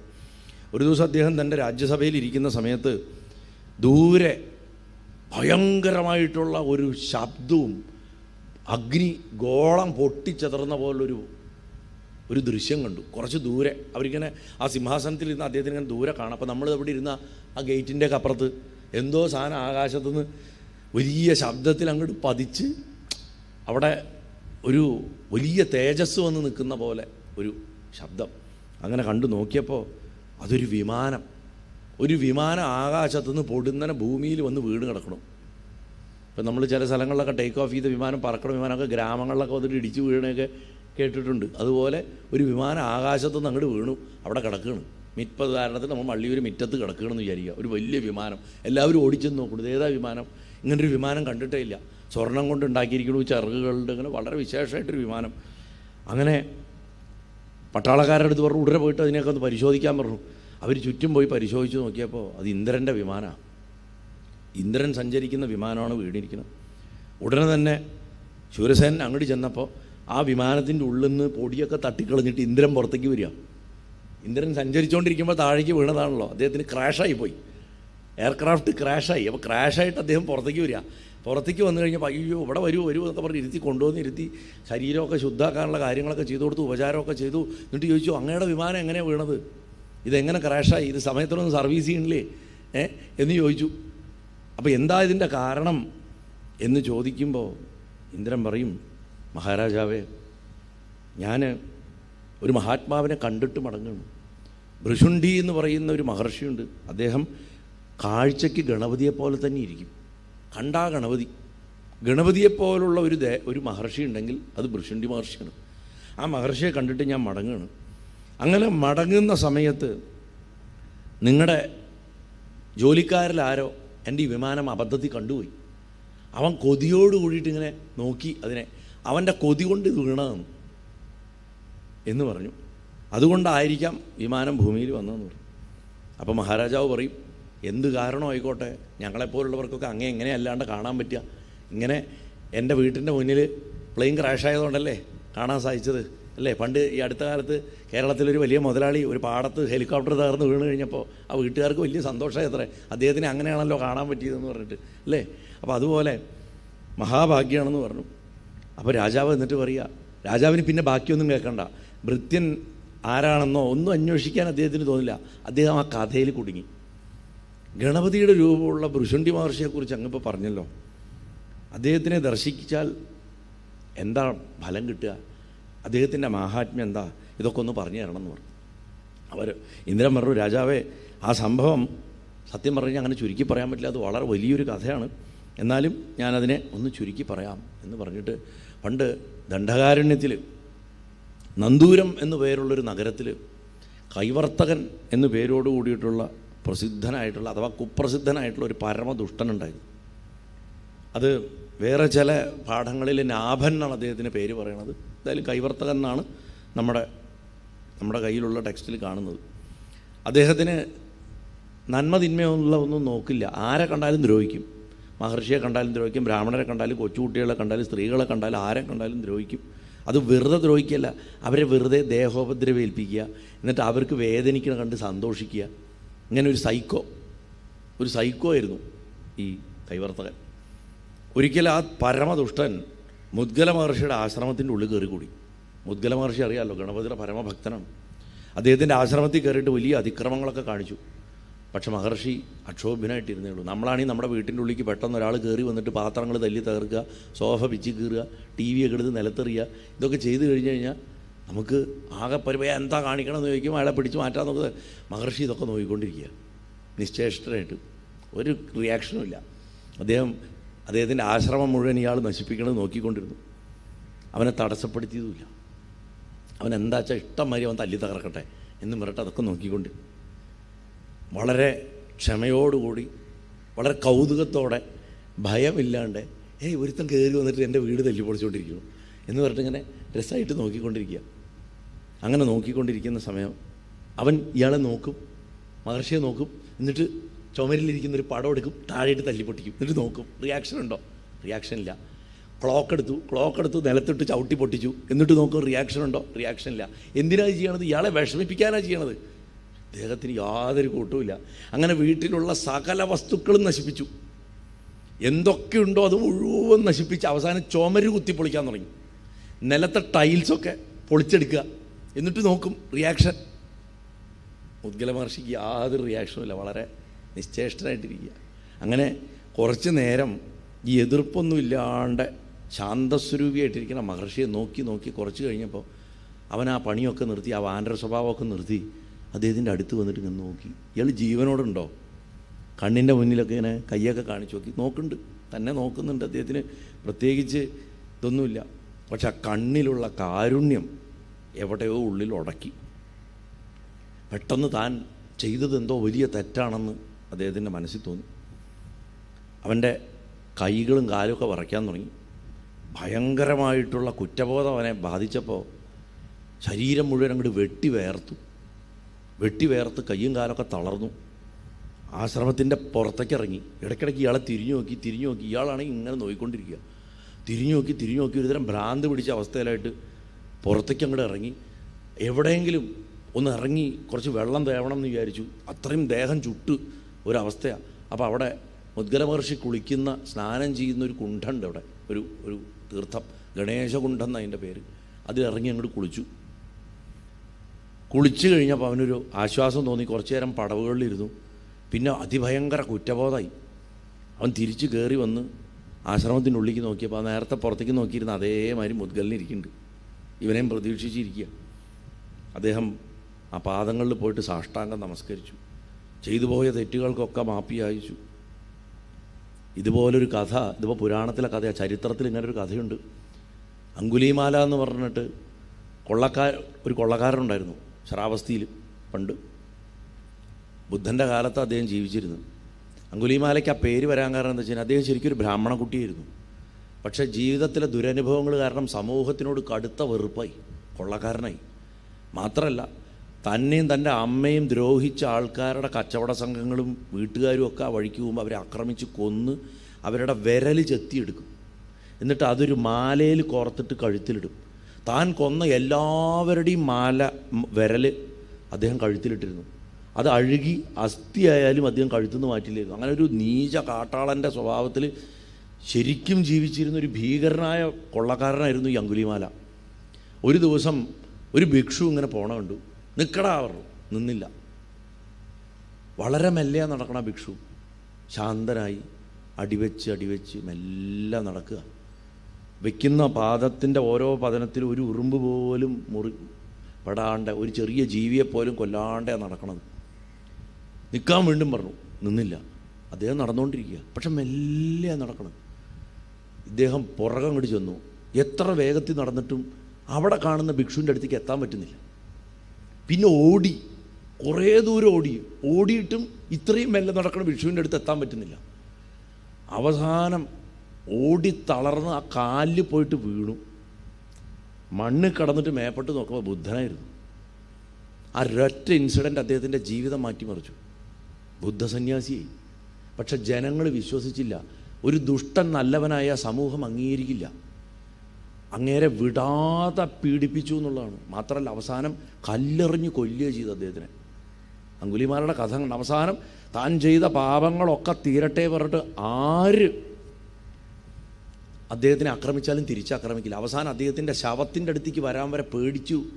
കമ്പുകൊണ്ട് കുത്തി നോക്കി. ചത്തു എന്ന് ഉറപ്പ് വരുത്തിയിട്ടാത്രേ, മരിച്ചു എന്ന് ഉറപ്പ് വരുത്തിയിട്ടാണ് ജനക്കൂട്ടം അടുത്തേക്ക് വന്നത്. കാരണം എന്താ വെച്ചാൽ അദ്ദേഹത്തിന് അത്ര ഭയമായിരുന്നു. അതായത് അക്രമത്തിൽ നിന്ന് സഹനത്തിലേക്ക് പോയിട്ടുള്ളൊരു കഥയാണ് അങ്കുലിമാലയുടെ. അതിൻ്റെ വേറൊരു രൂപമാണ് ഇവിടെ. അങ്ങനെ ഇവിടെ പറയുക, മഹാരാജാവേ, ആ മുദ്ഗല മഹർഷി വളരെ ക്ഷമാശീലനായിരുന്നു, ദയാശീലനായിരുന്നു. അദ്ദേഹം ആ ദുഷ്ടൻ്റെ തെറ്റുകുറ്റങ്ങളൊക്കെ അപ്പം തന്നെ ക്ഷമിച്ചിട്ടുണ്ടായിരുന്നു. മാനസാന്തരപ്പെട്ട് വന്ന അവനെ അദ്ദേഹം അനുഗ്രഹിച്ചു. അവൻ കരഞ്ഞുകൊണ്ട് അദ്ദേഹത്തിൻ്റെ അടുത്ത് ഒരു നിവേദനം വെച്ചു. മഹർഷിയെ, ഞാൻ അറിഞ്ഞും അറിയാണ്ടെയും എത്രയോ തെറ്റുകൾ ചെയ്തിട്ടുണ്ട്. ആ പാപങ്ങളൊക്കെ മാറാൻ എന്തെങ്കിലും ഒരു ഉപായം പറഞ്ഞു തരണേ എന്ന് പറഞ്ഞു. അത് കേട്ട് അനുകമ്പ തോന്നിയിട്ട് അദ്ദേഹം പറഞ്ഞു, പാപങ്ങൾ മുഴുവൻ നശിപ്പിക്കേണ്ടത് വിഘ്നവിനായകനായിട്ടുള്ള ഗണേശ്വരനാണ്. അദ്ദേഹത്തിനെ ഭജിക്കുക, ധ്യാനിച്ച് സ്തുതിക്കുക, നിനക്ക് എല്ലാവിധ നന്മകളും ഉണ്ടാവും എന്ന് പറഞ്ഞിട്ട് 7 അക്ഷരമുള്ള ഒരു മന്ത്രം ഉപദേശിച്ചു. ഇത്രയും നേരം ഗണേശപുരാണത്തിൽ ഈ മന്ത്രം വരുന്നില്ല. ഈ മന്ത്രത്തിൻ്റെ ഗുണം എന്താ വെച്ചാൽ പാപമോചനമാണ്. ഓം ഗണേശായ നമ. അത്രയേ ഉള്ളൂ, സിമ്പിൾ. 7 അക്ഷരം. ഒരു സൈഡ് ഇഫക്റ്റും ഇല്ല. സിമ്പിളാണ്, ബീജാക്ഷരങ്ങളൊന്നുമില്ല. അതാണ് അവൻ ഒരു പാപിയായിട്ടുള്ള ഒരാളാണ്, വളരെ ആധ്യാത്മികതയിൽ വളരെ താഴെ നിൽക്കുന്ന ആളാണ്. അതുകൊണ്ടാണ് ഷഡക്ഷരമെന്ന് ഉപദേശിച്ചു കൊടുക്കാൻ. വളരെ ലളിതമായിട്ടുള്ളൊരു മന്ത്രം അവൻ ഉപദേശിച്ചു കൊടുത്തു. ഓം ഗണേശായ നമ എന്ന സപ്താക്ഷരി ഉപദേശിച്ചു. എന്നിട്ട് പറഞ്ഞു, ഞാൻ നിനക്ക് ഒരു മരത്തിൻ്റെ ചില്ല തരാം എന്ന് പറഞ്ഞിട്ട് പോയിട്ട് ഒരു മരത്തിൻ്റെ കമ്പൊടിച്ചു. എന്നിട്ട് ആ കമ്പ് കൈ കൊടുത്തിട്ട് പറഞ്ഞു, ഈ പച്ചക്കമ്പ് കുത്തിവെക്കുക, ഇത് മുളയ്ക്കുന്നത് വരെ നീ ഭക്തിനിഷ്ഠയോടെ തപസ്സനുഷ്ഠിക്കണം. ഇത് മുളയ്ക്കുന്നത് വരെ അഭീഷ്ട കാര്യങ്ങളൊക്കെ സാധിക്കും എന്ന് പറഞ്ഞ് അനുഗ്രഹിച്ചു. മഹർഷിയുടെ പാദങ്ങളിൽ നമസ്കരിച്ചിട്ട്, അതും വളരെ വിസ്തരിച്ചിട്ടാണ് ഭുഷുണ്ടിയുടെ കഥ വരണത്. ഇനിയും എങ്ങനെയാണ് പൂജ കഴിക്കേണ്ടതെന്നൊക്കെ വിസ്തരിച്ചൊക്കെ പറഞ്ഞു കൊടുക്കുന്നുണ്ട്. അങ്ങനെ മുദ്ഗലൻ്റെ അനുഗ്രഹം വാങ്ങിയിട്ട് മഹർഷിയെ നമസ്കരിച്ച് വനത്തിലെത്തിയിട്ട് ഈ കൈവർത്തകൻ ഏകാഗ്രതയോട് കൂടിയിട്ട് 1000 വർഷം തപസ് ചെയ്തു. ചുറ്റും ഒരു ചെതൽപ്പുറ്റുണ്ടായി വന്നു.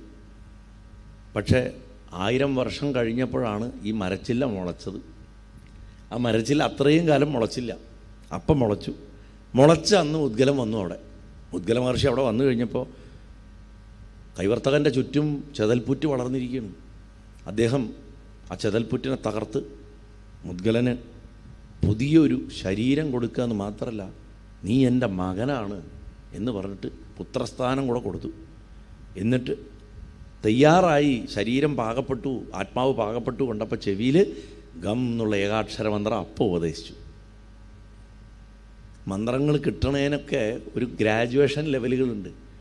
ഇന്നിപ്പോൾ തോന്നിയ മാതിരിയാണ് മന്ത്രങ്ങൾ കിട്ടുന്നത്. അപ്പോൾ ഭഗവാന്റെ ഒറ്റ അക്ഷരമുള്ള മന്ത്രം കിട്ടാൻ തന്നെ 1000 വർഷം തപസ് ചെയ്യേണ്ടി വന്നു ഒരു മഹാഭാവിക്ക് ശുദ്ധാവാൻ. അങ്ങനെ ഏകാഗ്രചിത്ത ആയിട്ട് ആ ഏകാക്ഷര മന്ത്രത്തിന് അനേകായിരം വർഷം അദ്ദേഹം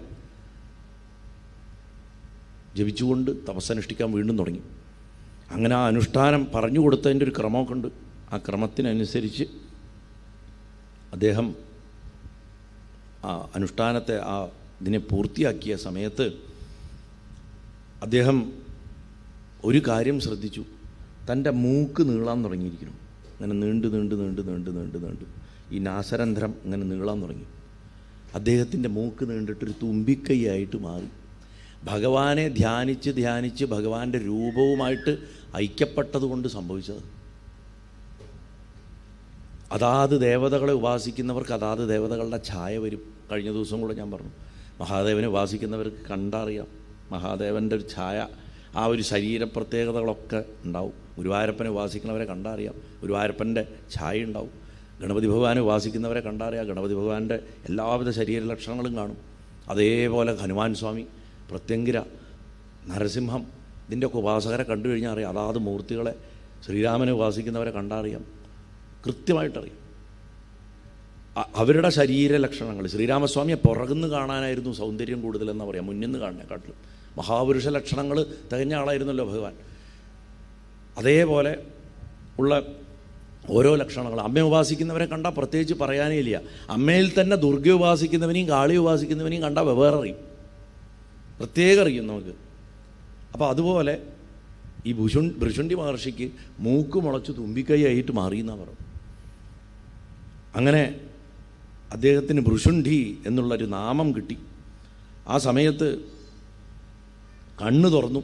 അദ്ദേഹം കണ്ണ് തുറന്നപ്പോൾ ഇടിമിന്നൽ പോലെ ആകാശത്തുനിന്ന് അഗ്നി ഇറങ്ങി വരുമ്പോൾ, തീ ഇറങ്ങി വരുമ്പോൾ ഇടിമിന്നൽ പോലെ അദ്ദേഹത്തിൻ്റെ കണ്ണിങ്ങനെ തുറന്നപ്പോൾ ഒരു തീ അദ്ദേഹത്തിൻ്റെ കണ്ണിന്ന് എന്താ പറയുക നേരെ ആകാശദേശത്തേക്ക് പോയി എന്നാണ് പറഞ്ഞത്. അത്ര ഭയങ്കരമായിട്ടുള്ളൊരു ശക്തി, അദ്ദേഹത്തിൻ്റെ തപസ്സിൻ്റെ പവർ. ആ സമയത്ത് ആകാശത്തുനിന്ന് പുഷ്പവൃഷ്ടി ഉണ്ടായി എന്ന് ചില പാഠങ്ങളിൽ കാണുന്നു.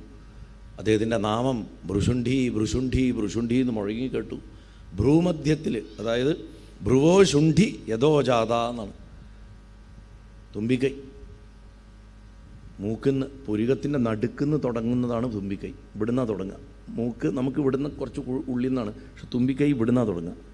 അങ്ങനെ തുടങ്ങുന്ന വിധത്തിൽ അത് മുളച്ച് വന്നതുകൊണ്ട് ഭൃശുണ്ഡി എന്ന് പേര് വന്നു എന്ന് പറയണം. അങ്ങനെ ആ അദ്ദേഹത്തിനെ മുദ്ഗല മഹർഷി സ്വന്തം പുത്രനായിട്ട് സ്വീകരിച്ചു. മാത്രമല്ല വീണ്ടും അവിടെ പ്രത്യക്ഷപ്പെട്ടിട്ട് മുദ്ഗലൻ പറഞ്ഞു അത്രേ, നിന്നെ ദർശിക്കണവർക്ക് മോക്ഷപ്രാപ്തി കിട്ടും.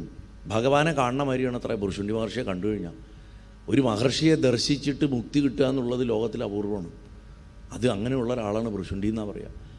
അദ്ദേഹത്തിനെക്കുറിച്ച് വേറെയും തമിഴ് സമ്പ്രദായങ്ങളിലൊക്കെ ഒരുപാട് കഥകളുണ്ട്. ഈ സിദ്ധന്മാരുടെ കഥകളിലൊക്കെ ഭൃശുണ്ഡി മഹർഷി വരുന്നുണ്ട്. അദ്ദേഹം തെക്കൻ ഭാരതത്തിലാണ് ജീവിച്ചിരുന്നതെന്ന് പറയപ്പെടുന്നുണ്ട്. ആ പൂച്ച കഴിഞ്ഞപ്പോൾ വേറെ ആൾ വന്നോ? ഇന്ദ്രനായിരുന്നു അത്. ഇതാരാണാവോ? എവിടെ? ചെറിയ ആളാണല്ലേ.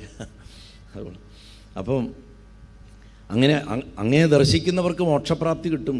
മാത്രമല്ല, അങ്ങ് 1,00,000 കൽപ്പകാലം ജീവിച്ചിരിക്കുന്നവർ. 1,00,000 കൽപ്പം. ബ്രഹ്മാവിൻ്റെ ഒരു ആയുസാണ് അല്ലേ? കൽപ്പങ്ങളെന്ന് പറഞ്ഞു കഴിഞ്ഞാൽ എത്രയോ ലക്ഷം കോടി വർഷങ്ങളാണ്. അങ്ങനെ 1,00,000 കൽപ്പകാലം ജീവിച്ചിരിക്കും എന്നുള്ള അനുഗ്രഹം കൊടുത്തു. അങ്ങനെ മഹാജ്ഞാനിയും ഋഷിവര്യനായിട്ടുള്ള ഭൃശുണ്ഡി പരമസിദ്ധനായിട്ട് തീർന്നു എന്നാണ് പറയുന്നത്.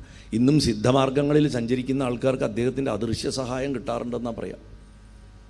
തമിഴ്നാട്ടിൽ തന്നെ കൊള്ളിമല, ചുരുളിമല എന്നൊക്കെ പറഞ്ഞിട്ട് ചില സ്ഥലങ്ങളുണ്ട്. അതൊക്കെ ഭൃശുണ്ഡിയുടെ തപസ് നടന്നിട്ടുള്ള സ്ഥലങ്ങളൊക്കെയാണ്. ഈ സമ്പ്രദായത്തിലുള്ളവർ ഈ മലേഷ്യയിൽ നിന്നും തായ്ലൻഡിലും ഒക്കെയുള്ള മുരുകനുമായിട്ട് ബന്ധപ്പെട്ടിട്ടുള്ള സിദ്ധസമ്പ്രദായക്കാർ പലരും ഈ ഭൃശുണ്ഡിയെ ഉപാസിക്കാൻ വേണ്ടിയിട്ട് ഈ പറഞ്ഞ പ്രദേശങ്ങളിലേക്ക് വരണതൊക്കെ ഞാൻ എൻ്റെ ചെറുപ്പത്തിൽ കണ്ടിട്ടുണ്ട്. പച്ച വസ്ത്രം എടുത്തിട്ട് അവർ വരിക, വ്രതമായിട്ട് വരും. മലേഷ്യയിൽ നിന്ന് വരും ഇവിടേക്ക്. നമ്മൾ കരുതണം ഇവിടെ മാത്രമേ ഉള്ളൂ. ഇവിടെ നമുക്കാണ് വിലയില്ലാത്തത്. ശ്രീലങ്കയിൽ നിന്നും ഇന്തോനേഷ്യയിൽ നിന്നും മലേഷ്യയിൽ നിന്നും കംബോഡിയയിൽ നിന്നും ഒക്കെയാണ് ആൾക്കാർ ഉപാസനയ്ക്ക് വരുന്നത്. ഇവരെ ഇത്തരം മഹാശക്തി സ്രോതസ്സുകളെ ആരാധിക്കാൻ വേണ്ടിയിട്ട്. അങ്ങനെ ദേവന്മാരും ഋഷികളും വേദപണ്ഡിതന്മാരും ഒക്കെ ഓരോരുത്തരായിട്ട് ക്യൂ നിന്ന് നമസ്കരിക്കാൻ തുടങ്ങി ഭൃശുണ്ഡിയെ. എല്ലാവരും അദ്ദേഹത്തെ പോയി നമസ്കരിക്കുക. കാരണം അദ്ദേഹത്തെ കണ്ട മോക്ഷം കിട്ടുന്നു ഉദ്ഗലൻ കൽപ്പിച്ചു കഴിഞ്ഞു. അവിടെ എല്ലാവരും അദ്ദേഹത്തിനെ പോയി കാണുകയാണ്. അദ്ദേഹത്തിൻ്റെ മഹിമകളെക്കുറിച്ചിട്ട് ഞാൻ ഈ അടുത്താണ് അറിഞ്ഞത്. ഇന്ദ്രൻ പറയുക, അതുകൊണ്ട് ഞാനും അദ്ദേഹത്തിനെ ഒന്ന് കാണാൻ പോയതാണ് നമസ്കരിക്കാൻ. ആ നമസ്കരിച്ചിട്ട് വരണ സമയത്താണ് ഈ വിമാനം താഴെ വീണത്. അതുകൊണ്ടാണ് അങ്ങേ കണ്ടതും എന്ന് ശൂരസേനോട് പറയും. അത് കേട്ടിട്ട് ശൂരസേനൻ്റെ ശരീരത്തിലൊക്കെ അങ്ങോട്ട് കോരിത്തിരിക്കും. നമുക്ക് അങ്ങനെയാണ്. നമുക്ക് ആ മഹാത്മാക്കളെയൊന്നും കാണാൻ പറ്റിയില്ലെങ്കിലും നമ്മുടെ ഉള്ളിൽ ഭക്തി ഉണ്ടെങ്കിൽ ഇങ്ങനത്തെ കഥയൊക്കെ കേട്ട് കഴിഞ്ഞാൽ നമുക്കൊരു തരിപ്പ് വരും. ശൂരസേനൻ്റെ ശരീരത്തിലൊക്കെ രോഗങ്ങൾ എണീറ്റ് വന്നു കേട്ടിട്ട്. എന്തൊരു കഥ എന്ന് പറഞ്ഞു. എന്നിട്ട് വീണ്ടും രാജാവ് ചോദിച്ചു, അങ്ങക്കിനി തിരിച്ചു പോകണ്ടേ? അങ്ങയുടെ ഈ യാത്രാവിമാനം എങ്ങനെ ഇനി ആകാശത്തേക്ക് ഉയർത്തുക എന്ന് ചോദിച്ചപ്പോൾ ഇന്ദ്രൻ പറഞ്ഞു, മഹാരാജാവേ, നിങ്ങളുടെ രാജ്യത്ത് ഗണേശൻ്റെ സർവസങ്കട നിവാരണമായിട്ടുള്ള സങ്കടഹാര ചതുർത്ഥി വ്രതം അനുഷ്ഠിച്ചിട്ടുള്ള സങ്കഷ്ട ചതുർത്ഥി വ്രതം അനുഷ്ഠിച്ചിട്ടുള്ള ആരെങ്കിലും ഉണ്ടോ? ഉണ്ടെങ്കിൽ ആ ആൾ 1 വർഷക്കാലത്തെ വ്രതഫലം എനിക്ക് തന്നാൽ എനിക്ക് ആ വിമാനത്തിന് ഉയർത്താൻ പറ്റും എന്ന് പറഞ്ഞു. ശൂരസേനൻ പറഞ്ഞു, ആ വ്രതം എങ്ങനെയാണ് അനുഷ്ഠിക്കേണ്ടത്? അപ്പോൾ ദേവേന്ദ്രൻ പറയും, അങ്ങനെ ഉള്ളൊരു കഥ പറയണമെങ്കിൽ ഒരു പഴയ കഥ പറയേണ്ടി വരും എന്ന് പറഞ്ഞിട്ട്, പണ്ട് കൃതവീരൻ എന്ന് പേരുള്ളൊരു രാജാവുണ്ടായിരുന്നു. കർത്തവീര്യാർജുനൻ്റെ അച്ഛൻ കൃതവീരൻ. ആ കൃതവീരൻ്റെ കഥയാണ് ഇപ്പോൾ പറയുന്നത്. അദ്ദേഹത്തിൻ്റെ ഭാര്യയുടെ പേര് സുഗന്ധ എന്നായിരുന്നു. അവർക്ക് മക്കളുണ്ടായിരുന്നില്ല. അവരനേകം യാഗങ്ങൾ, പുത്രകാമേഷ്ടികൾ പല പ്രാവശ്യം നടത്തി, എന്നിട്ടും ഫലിച്ചില്ല. അപ്പോൾ ആ രാജാവിനൊരു ഉപദേശം കിട്ടി. ചില വേദപണ്ഡിതന്മാർ വന്ന് പറഞ്ഞു, യാഗമൊക്കെ നിർത്തിയിട്ട് പോയിട്ട് തപസ് ചെയ്ത് നോക്കൂ. എല്ലാവർക്കും എല്ലാ പരിഹാരവും ഫലിക്കില്ല. ചിലപ്പോൾ അങ്ങേക്ക് തപസ് ഫലിക്കും. അതുകൊണ്ട് അങ്ങ് പോയിട്ട് തപസ് ചെയ്ത് നോക്കൂ. ഭാര്യയും തപസ് ചെയ്യണം, അങ്ങും തപസ് ചെയ്യണം എന്ന് പറഞ്ഞു. അപ്പോൾ രാജ്യഭാരത്തിൻ്റെ ചുമതലയൊക്കെ മന്ത്രിമാരെ ഏൽപ്പിച്ചിട്ട് രാജാവ് പത്നിയും കൂട്ടിയിട്ട് കാട്ടിപ്പോയി. അവിടെ എത്തി കഠിനമായിട്ടുള്ള തപസ് തുടങ്ങി. ഈ സമയത്ത് നാരദ മഹർഷി കൃതവീരൻ്റെ പൂർവീകരെ പോയിട്ട് പിതൃലോകത്ത് പോയിട്ട് കണ്ടു. ചോദിച്ചു, അവിടെ നിങ്ങളുടെ ഒരു പിൻഗാമി ഭൂമിയിൽ തപസ് ചെയ്യുന്നുണ്ടല്ലോ ഭാര്യയുടെ കൂടെ, കുട്ടികളുണ്ടാവാനുള്ള വല്ല സാധ്യതയുണ്ടോ എന്ന് ചോദിച്ചു. അപ്പോൾ പറഞ്ഞു, പിതൃക്കൾ പറഞ്ഞു, നിർഭാഗ്യവശാലില്ല, ഞങ്ങളുടെ വംശം കുറ്റിയേറ്റ് പോകാൻ പോകണം, കുട്ടികളുണ്ടാവില്ല എന്ന് തന്നെ ഉറപ്പിച്ച് പറഞ്ഞു. അതിനുശേഷം നാരദ മഹർഷി നേരെ യമൻ്റെ ലോകത്ത് ചെന്നു. യമപുരി പോയി. അവിടെ ചെന്നപ്പുണ്ട് ഈ ഭൃശുണ്ഡി, നേരത്തെ നമ്മൾ കണ്ട കൈവർത്തകൻ, ആ കൈവർത്തകനെ പ്രസവിച്ചൊരു അച്ഛനും അമ്മയുണ്ട്. ഈ ഭൃശുണ്ഡി മഹർഷിയുടെ പൂർവാശ്രമത്തിലെ അച്ഛനും അമ്മയും. അവരെ അവിടുത്തെ ഭീകരമായിട്ടുള്ള നരകമായിട്ടുള്ള കുംഭീഭാഗ നരകത്തിൽ കിടന്നിട്ട് പൊള്ളി വേദനിച്ച് പടയണ കണ്ടു. ആരുടെ? ഭൃശുണ്ഡി മഹർഷിയുടെ അച്ഛനമ്മമാരെ. അവരുടെ ബദ്ധപ്പാടും വേദനയൊക്കെ കണ്ട് അദ്ദേഹത്തിന് വലിയ വിഷമം തോന്നി. അദ്ദേഹം വേഗം ഭൃശുണ്ഡിയുടെ ആശ്രമത്തിൽ ചെന്നിട്ട്, അങ്ങയുടെ അച്ഛനമ്മമാർ നരകത്തീ കിടന്നിട്ട് വെന്തുരുക്കിക്കൊണ്ടിരിക്കുകയാണല്ലോ, ഇതെന്താന്ന് പറഞ്ഞു. യമപുരിയിൽ ഇങ്ങനെ സങ്കടത്തിൽ കിടക്കണ തൻ്റെ അച്ഛനമ്മമാരും അവരുടെ പൂർവികരുമായിട്ടുള്ള പിതൃക്കളുടെ അടുത്ത് അനുകമ്പ തോന്നിയിട്ട് ഭുഷുണ്ടി സങ്കടഹാര ചതുർത്ഥി വ്രതം അനുഷ്ഠിച്ചിട്ട് താൻ നേടിയിട്ടുള്ള പുണ്യം, അദ്ദേഹം എത്രയോ വർഷമായിട്ട്, അദ്ദേഹം 1,00,000 കൽപ്പകാലം ജീവിക്കുന്ന ആളാണ്, എന്നും വ്രതം അനുഷ്ഠിക്കുന്നുണ്ട്. അദ്ദേഹം അത്രയും കാലം അനുഷ്ഠിച്ചിട്ടുള്ള സകല പുണ്യത്തിനെ എടുത്തിട്ട് പിതൃക്കൾക്ക് എന്ന് പറഞ്ഞിട്ട് കൊടുത്തു. ഇങ്ങനെ കൊടുക്കാൻ സാധിക്കുന്നവർ മഹാത്മാക്കളാണ്. നമ്മൾ ചെയ്യുമത്. ഞാൻ ഇന്നലെ പറഞ്ഞു, നമുക്ക് ആരോഗ്യമുള്ള മക്കൾ തീർത്ഥാടനങ്ങളൊക്കെ നടത്തും, വയ്യാത്ത അച്ഛനും അമ്മയും വീട്ടിലുണ്ടാവും. അച്ഛനും അമ്മയ്ക്കും വേണ്ടിയിട്ട് എന്ന് പറഞ്ഞിട്ട് സ്നാനം ചെയ്താൽ അതിൻ്റെ ഫലം അവർക്ക് കിട്ടും. അച്ഛനും അമ്മയ്ക്കും വേണ്ടിയിട്ട് എന്ന് പറഞ്ഞിട്ട് ക്ഷേത്ര സന്ദർശനം നടത്തിയാൽ അതിൻ്റെ ഫലം അവർക്ക് കിട്ടും. അങ്ങനെ കൊടുക്കുക വലിയൊരു കാര്യമാണ്. ഈ അടുത്ത കാലത്തുകൂടെ ഞാനൊരു കഥ ചുരുക്കി പറഞ്ഞിരുന്നു, പല പ്രഭാഷണങ്ങളും ഞാൻ പറയാറുണ്ട്. കേരളത്തിലെ പ്രസിദ്ധമായിട്ടുള്ള ഒരു ഗൃഹം, ഒരു രാജവംശം തന്നെയാണ്. അവരുടെ വീടിൻ്റെ മലബാറിലാണ്, സാമൂതിരിയല്ല, അവരുടെ വലിയ വളപ്പിൻ്റെ ഒരു ഭാഗത്തുള്ള പടിപ്പുര എത്രയോ വർഷം അടഞ്ഞു കിടന്നു, കാട് പിടിച്ച് അതിൻ്റെ അപ്പുറത്തേക്ക് ആരും പോവില്ല. കാരണം എന്താ വെച്ചാൽ ആ പടിപ്പുരയുടെ അപ്പുറത്തൊരു ബ്രഹ്മരക്ഷസ് ഉണ്ടായിരുന്നു. അങ്ങോട്ട് പോകുന്നവരെയൊക്കെ അത് പിടിച്ച് തിന്നും, ആരും പേടിച്ചിട്ട് പോവില്ല. അങ്ങനെ ഇരിക്കുമ്പോൾ ഒരു മഹാത്മാവ്, അദ്ദേഹം കേരള ബ്രാഹ്മണനാണ്, 58 വയസ്സ് 90 വയസ്സിൻ്റെ അടുത്തായിട്ട് അന്നത്തേക്ക് അദ്ദേഹത്തിന് നിഷ്ഠയായിട്ട് സഹസ്രാവർത്തി ചെയ്തിരുന്ന ആളാണ്. സഹസ്രാവർത്തി വെച്ചാൽ ദിവസം ഗായത്രി 1000 ഒരു ചെല്ലുക, ഒരിക്കലും മുടക്കിയിട്ടില്ല ഉപനയനം കഴിഞ്ഞതിന് ശേഷം. അപ്പോൾ എത്ര വർഷം ചൊല്ലിയിട്ട് ആ തപസ്സുണ്ടാവുമെന്ന് ആലോചിച്ച് നോക്കൂ. അദ്ദേഹം അവിടെ അങ്ങനെ വന്നിട്ട് ഉച്ചയ്ക്ക് ഊണൊക്കെ കഴിഞ്ഞിട്ട് ഇരിക്കുന്ന സമയത്ത് തമ്പുരാൻ പറയും, അതെന്താ പടിപ്പര അടച്ചിട്ടിരിക്കണമെന്ന് ചോദിക്കും. അപ്പോൾ പറയും തമ്പുരാൻ, അതിൻ്റെ അപ്പുറത്ത് ഇങ്ങനെ ഒരു പ്രശ്നമുണ്ട്, അങ്ങോട്ട് പോയവരാരും ഇങ്ങോട്ട് വന്നിട്ടില്ല, അതുകൊണ്ട് ഞങ്ങൾ തന്നെ ആ വഴിക്ക് പോകാറില്ല, പണിക്കാരെ പോലും അങ്ങോട്ട് അയക്കാൻ പറ്റാത്ത അവസ്ഥയാണ്, കാട് പടലും പിടിച്ച് കിടക്കുകയാണ് പടിപ്പരയുടെ അപ്പുറം. പറയും ഞാനൊന്ന് നോക്കട്ടെ എന്ന് പറഞ്ഞു. അങ്ങ് പോരുത്, മഹാ അപകട പറഞ്ഞു. അതൊന്നും കുഴപ്പമില്ല, എനിക്കൊന്നും പറ്റില്ല, ഞാൻ പോയിട്ട് വരാം പറഞ്ഞിട്ട് അദ്ദേഹം ഈ പടിപ്പര തുറന്നിട്ട് അപ്പുറത്തേക്ക് അങ്ങോട്ട് പോയി. അദ്ദേഹം അങ്ങോട്ട് കാട്ടുന്ന നിമിഷത്തിൽ കാറ്റ് വീശി പൊട്ടിപ്പടലം വന്നു. ഒരു ബ്രഹ്മരക്ഷസിനെ അവിടെ കണ്ടു. സാധാരണ ആൾക്കാർക്ക് കാണാൻ പറ്റില്ല, അദ്ദേഹത്തിന് നല്ല സിദ്ധിയുള്ളതുകൊണ്ട് അദ്ദേഹത്തിന് കാണാൻ സാധിച്ചതാണ്. എടാ അഹങ്കാരി, നീ എത്ര ധൈര്യമുണ്ട് ഈ വഴിക്ക് വരണമെങ്കിൽ, അല്ലെങ്കിലും വന്നത് നന്നായി ഒരു തരത്തിൽ, കാരണം ഞാൻ വിശന്നിരിക്കുന്നു, കുറേ കാലമായി വല്ലതും കഴിച്ചിട്ട്, ഈ വഴിക്കൊന്നും ഇപ്പോൾ ആരും വരാറില്ല, നിന്നെ ഞാനിപ്പോൾ തിന്നെന്ന് പറഞ്ഞു. അപ്പോൾ ഇദ്ദേഹം ചോദിച്ചു, അങ്ങ് ഗായത്രി കിട്ടിയിട്ടുള്ളൊരു ബ്രാഹ്മണനല്ലേ, വിധിവൈപരീത്യവും കർമ്മദോഷവും കൊണ്ടല്ലേ ഈ അവസ്ഥ ഉണ്ടായത് എന്ന് ചോദിച്ചു. അത് കേട്ടപ്പോൾ ഞെട്ടി. ആരും ബ്രഹ്മരക്ഷസിൻ്റെ മുഖത്ത് നോക്കിയിട്ട് ഇങ്ങനെ ചോദിച്ചിട്ടില്ല. ബ്രഹ്മരക്ഷസിൻ്റെ കണ്ണ് നിറഞ്ഞു. ശരിയാണ്, ഞാൻ ഗായത്രി കിട്ടിയിട്ടും ബ്രാഹ്മണനെ പോലെ ജീവിക്കാത്തതുകൊണ്ട് എനിക്ക് ഈ അവസ്ഥ വന്നതാണ്, അതുകൊണ്ടാണ് എനിക്ക് ഇന്നത്തെ ഈ ഗതികേട് വന്നത്, ഇങ്ങനെ പിശാചിൻ്റെ അവസ്ഥയായിട്ട്. അപ്പം അങ്ങേക്ക് ഇന്ന് രക്ഷപ്പെടണമെന്നില്ലേ എന്ന് ചോദിച്ചു. ആഗ്രഹിച്ചിട്ട് കാര്യമില്ലല്ലോ എന്ന് പറഞ്ഞു. അപ്പോൾ പറഞ്ഞു, ബ്രാഹ്മണൻ്റെ ഏറ്റവും വലിയ പുണ്യം എന്ന് പറഞ്ഞാൽ ഗായത്രി ജപിച്ച് കിട്ടണതാണ്. ഞാനത് ഉപനയനം കഴിഞ്ഞ് തൊട്ടിട്ട് ഇതാ ഈ 90 വയസ്സ് വരെയും വൃത്തിയായിട്ട് ജപിച്ചിട്ടുണ്ട് സഹസ്രാവർത്തി, ആ പുണ്യം മുഴുവൻ അങ്ങേക്ക് തരാം, അങ്ങ് രക്ഷപ്പെട്ടോളൂ. ബ്രഹ്മരക്ഷസ് ഇങ്ങനെ ഒരാളെ ജീവിതത്തിൽ കണ്ടിട്ടില്ല. നമസ്കരിച്ചു, തൻ്റെ പുണ്യം മുഴുവൻ, സഹസ്രാവർത്തി ചെയ്ത പുണ്യം മുഴുവൻ എടുത്തിട്ട് ബ്രഹ്മരക്ഷസിന് കൊടുത്തിട്ട് മോക്ഷം കൊടുത്തു. അതിനുശേഷം 120 വയസ്സ് വരെ ജീവിച്ചിരുന്നിട്ട് ബാക്കി പിന്നെയും ജപിച്ചുണ്ടാക്കി അദ്ദേഹവും മോക്ഷം നേടി നിന്നു. ഇങ്ങനൊരു കഥയുണ്ട്. അല്ല, അങ്ങനെ ത്യാഗം, ഉപാസനയുടെ ശക്തി, ധനയെ ത്യാഗം ചെയ്യാൻ മനുഷ്യന് ബുദ്ധിമുട്ടാണ്. ഉപാസന ത്യാഗം ചെയ്യുക എന്ന് പറഞ്ഞാൽ മഹാത്മാക്കൾക്കേ സാധിക്കുള്ളൂ. അപ്പോൾ അച്ഛനും അമ്മയ്ക്കും പിതൃക്കൾക്കും വേണ്ടിയിട്ട് ഭുഷുണ്ടി മഹർഷി ആലോചിച്ച് നോക്കണം. ഞാൻ പറഞ്ഞു 1000 വർഷം അല്ലെങ്കിൽ എത്രയോ ലക്ഷം വർഷങ്ങളുടെ തപസ്സാണ് അദ്ദേഹം എടുത്തു കൊടുക്കുന്നത്. അങ്ങനെ കൊടുത്തപ്പോഴോട് കൂടിയിട്ട് അദ്ദേഹത്തിൻ്റെ പിതൃക്കളൊക്കെ നരകയാതനയെന്ന് മുക്തരായി എന്നാണ് പറഞ്ഞു. ഇങ്ങനത്തെ ഒരു കുട്ടി ജനിച്ചാൽ പോരെ ഒരു വംശത്തിൽ, ഒരു കുഞ്ഞ് ജനിച്ചാൽ മതി ഇങ്ങനത്തെ ഒരു വംശത്തിൽ, ആ വംശം മുഴുവൻ രക്ഷപ്പെടും. പ്രഹ്ലാദൻ്റെ അടുത്ത് പറഞ്ഞില്ലേ ഭഗവാൻ, നീ ജനിച്ചതുകൊണ്ട് നിൻ്റെ 24 തലമുറയാണ് രക്ഷപ്പെട്ടതെന്നാണ് പറഞ്ഞു അല്ലേ. ഭഗവാൻ വെറുതെ അല്ലല്ലോ പറഞ്ഞു, അങ്ങനത്തെ ഒരു കുഞ്ഞ് ജനിച്ചാൽ മതി ഒരു കുടുംബത്തിൽ, എത്ര തലമുറകൾ രക്ഷപ്പെടും.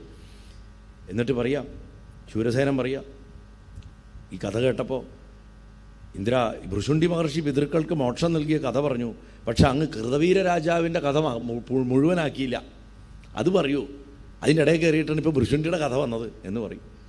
അപ്പോൾ ദേവേന്ദ്രൻ പറയും, കൃതവീരന് പുത്രസൗഭാഗ്യം കിട്ടാനുള്ള വഴി എന്താണെന്ന് പിതൃക്കൾ നാരദനോട് ചോദിച്ചു.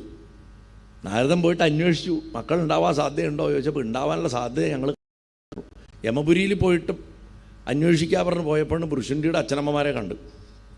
അപ്പോൾ ഇവിടെ പിതൃക്കൾ തന്നെ നാരദ മഹർഷിയെ വീണ്ടും കണ്ടിട്ട് ചോദിക്കും, ഞങ്ങൾക്കൊക്കെ ഗതി കിട്ടണമെങ്കിൽ അവന് മക്കളുണ്ടാവണം, എന്തെങ്കിലും മാർഗമുണ്ടോ ചോദിക്കും. അപ്പോൾ അത് കേട്ടിട്ട് നാരദൻ ഉടനെ പറഞ്ഞു, നമുക്ക് ഒരു കാര്യം ചെയ്യാം, ബ്രഹ്മദേവനോട് പോയിട്ട് ചോദിക്കാം. അപ്പോൾ കൃതവീരൻ്റെ അച്ഛനാകണ ആ പിതൃദേവൻ അദ്ദേഹം നാരദൻ്റെ കൂടെ ബ്രഹ്മലോകത്തേക്ക് പോയി. ബ്രഹ്മാവിനെ നമസ്കരിച്ചിട്ട് ചോദിച്ചു, എന്തെങ്കിലും വഴിയുണ്ടോ ചോദിച്ചു. ബ്രഹ്മാവ് ഫയലൊക്കെ നോക്കി കുറച്ചു നേരം ആലോചിച്ചിരുന്നു. എന്നിട്ട് പറഞ്ഞു, നിങ്ങളുടെ മകൻ മുജ്ജന്മത്തിൽ ബ്രഹ്മഹത്യാപാപം ചെയ്തിട്ടുണ്ട്. അറിവുള്ളവനെ കൊല്ലുക എന്നുള്ളതാണ് ഈ ബ്രഹ്മഹത്യാപാപം. അറിവുള്ളവനെ വധിച്ചു. അന്ന് അവൻ വസിച്ചത് ഈ നന്ദുരം എന്ന് പറയുന്ന ഒരു ഗ്രാമത്തിലായിരുന്നു. ഒരു ദിവസം അവനൊരു ബ്രാഹ്മണ മഠത്തിൽ കയറി അവിടെയുള്ള ധനമൊക്കെ അങ്ങനെ വാരി ചാക്കിലാക്കിക്കൊണ്ടിരുന്ന സമയത്ത് ആ വീട്ടുകാർ ഉണർന്നെഴുന്നേറ്റ് വന്ന് അവനുമായിട്ട് വലിയ യുദ്ധമായി. ഇടി വലിയ അടിപിടി. അതിൻ്റെ ആ ബഹളത്തിൻ്റെ ഇടയിൽ അവൻ കയ്യിൽ കിട്ടിയ സാധനങ്ങൾ, പാത്രങ്ങളും കല്ലും അമ്മിക്കല്ലും ഒക്കെ വെച്ചിട്ട് ഓരോരുത്തരായിട്ട് അടിച്ചും ചതച്ചും കൊന്നു. അവസാനം ചിലരെ കയ്യിലുണ്ടായിരുന്ന കടാര കൊണ്ട് കുത്തിയും കൊന്നു. അങ്ങനെ അതിഭീകരമായിട്ടൊരു കവർച്ച നടത്തും. രക്തപ്പുഴ ഒഴുക്കിയിട്ട് അവൻ അവിടെ നിന്നുള്ള വസ്തുക്കളൊക്കെ എടുത്തിട്ട് പുറത്തേക്ക് രക്ഷപ്പെട്ടു.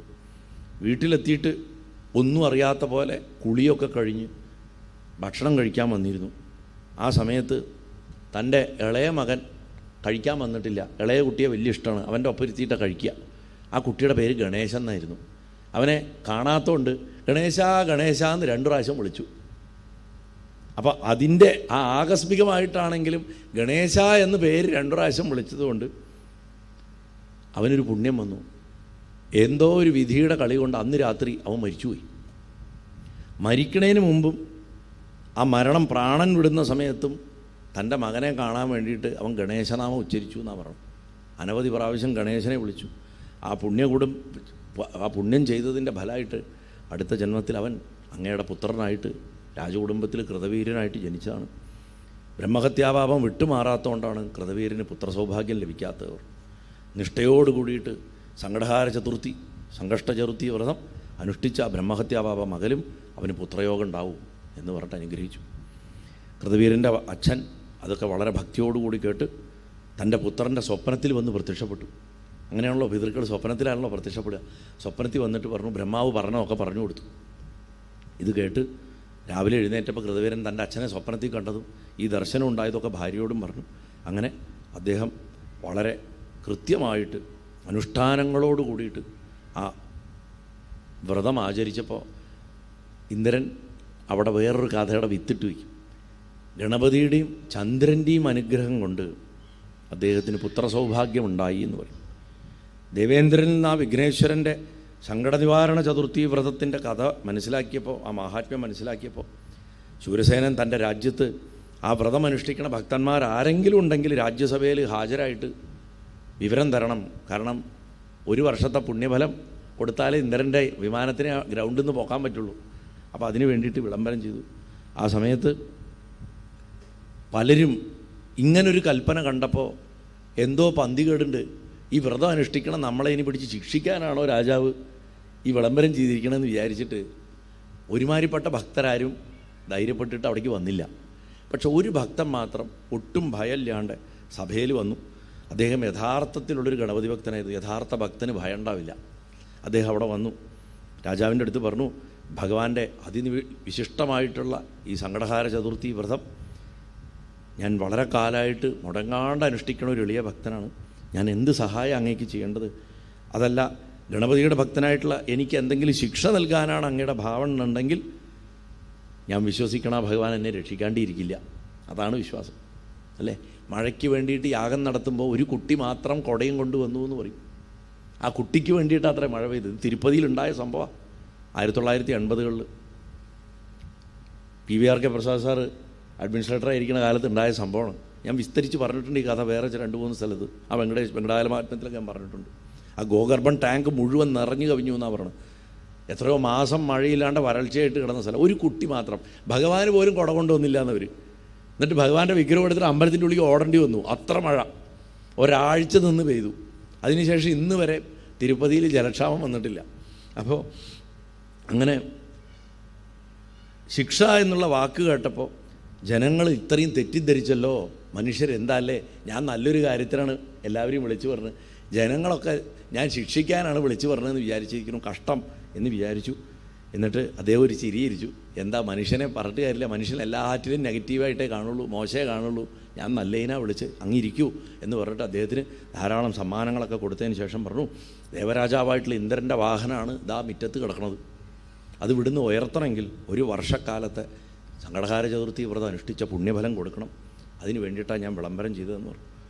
അദ്ദേഹം പറഞ്ഞു, അങ്ങ് പറയണത് പോലെ ഞാൻ സന്തോഷത്തോടെ ചെയ്യാം എന്ന് പറഞ്ഞ് കമണ്ടലൂരിൽ ജലം എടുത്ത് ആ ജലത്തിനെ മന്ത്രപുരസരം സമർപ്പിച്ചുകൊണ്ട് എൻ്റെ പുണ്യം ഒരു വർഷക്കാലത്തെ സങ്കടഹാര ചതുർത്ഥി വ്രതം ഞാൻ അനുഷ്ഠിച്ചുകൊണ്ട് എന്ത് പുണ്യം എനിക്കുണ്ടായിട്ടുണ്ടോ അത് മുഴുവൻ ഞാനിതാ ദേവരാജാവായിട്ടുള്ള ഇന്ദ്രൻ്റെ വിമാനം ഉയർത്തുന്നതിനായിട്ട് സമർപ്പിക്കണമെന്ന് പറഞ്ഞിട്ട് ആ ജലത്തെ വീഴ്ത്തി.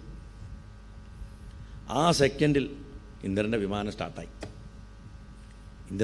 ഇന്ദ്രലോകത്തേക്ക് പോവുകയും ചെയ്തു. ഇവരെയൊക്കെ അനുഗ്രഹിച്ചിട്ട് ആ ഭക്തന് അനവധി പാരിതോഷികങ്ങളൊക്കെ കൊടുത്തിട്ട് ശൂരസേന രാജാവും അന്നേ ദിവസം തൊട്ടിട്ട് അടുത്ത സങ്കടഹാര ചതുർത്ഥി വ്രതം തൊട്ടിട്ട് അദ്ദേഹവും അത് അനുഷ്ഠിക്കാൻ തുടങ്ങിയെന്നാണ് പറഞ്ഞു.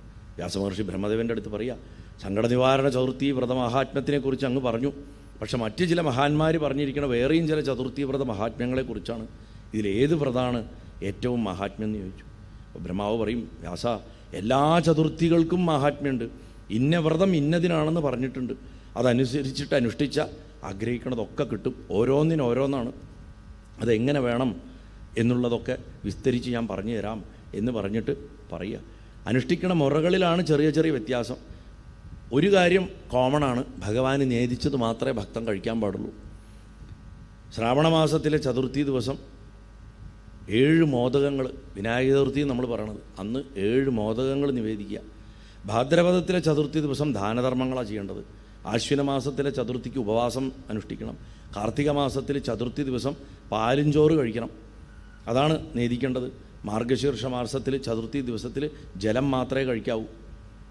പൗഷമാസത്തിൽ ഗോമൂത്രമാണ്, മാഘമാസത്തിൽ എള്ള്, ഫാൽഗുന മാസത്തിൽ ചതുർത്ഥി ദിവസം നെയ്യ്, ശർക്കര, ഇത് രണ്ടും. ഇതൊക്കെ വ്രതകാലത്ത് കഴിക്കേണ്ട ഭക്ഷണങ്ങൾ. ചൈത്രമാസത്തിൽ പഞ്ചഗവ്യം, വൈശാഖമാസത്തിൽ ശതപത്രം, ജ്യേഷ്ഠമാസത്തിൽ വെറും നെയ്യ് വീണ്ടും, ആഷാഢമാസത്തിൽ മധുരമുള്ള എന്തെങ്കിലും പാനീയം. ഇങ്ങനെ ഓരോ മാസങ്ങളിലും സങ്കട നിവാരണ ചതുർത്ഥി വ്രതം അനുഷ്ഠിക്കുമ്പോൾ ഭഗവാനെ നേദിക്കേണ്ടതും അതിനുശേഷം ഭക്തന്മാർ സേവിക്കേണ്ടതുമായിട്ടുള്ള നൈവേദ്യത്തിനെയൊക്കെ അവിടെ വിസ്തരിച്ച് പറഞ്ഞു കൊടുക്കും. ഇങ്ങനെ പറഞ്ഞു കൊടുത്ത് ഇതിൻ്റെ മാഹാത്മ്യമൊക്കെ പറഞ്ഞു കഴിയുമ്പോൾ ബ്രഹ്മാവ് ഈ കൃതവീര്യന് അദ്ദേഹത്തിൻ്റെ അച്ഛൻ ഉപദേശിച്ചു കൊടുത്ത വ്രതം എന്തായിരുന്നു എന്ന് വിസ്തരിക്കുന്നു. അതിനെ അങ്കാര സംകഷ്ട ചതുർത്ഥി വ്രതം എന്ന് പറയും. ചൊവ്വാഴ്ച ദിവസം വരുന്ന സങ്കടഹാര ചതുർത്ഥിയുടെ വ്രതം, ചൊവ്വാഴ്ചയും സംകഷ്ട ചതുർത്ഥിയും കൂടെ ചേർന്ന് വരുന്ന ദിവസം അങ്കാരക ചതുർത്ഥി എന്ന് പറയും. ആ ദിവസത്തിൻ്റെ ഒരു നിഷ്ഠ, മാഘമാസത്തിൽ കൃഷ്ണപക്ഷത്തിൽ ചൊവ്വാഴ്ച ചതുർത്ഥി വരുമ്പോൾ ശുഭമുഹൂർത്തത്തിൽ ചന്ദ്രൻ നിൽക്കുമ്പോൾ വേണം.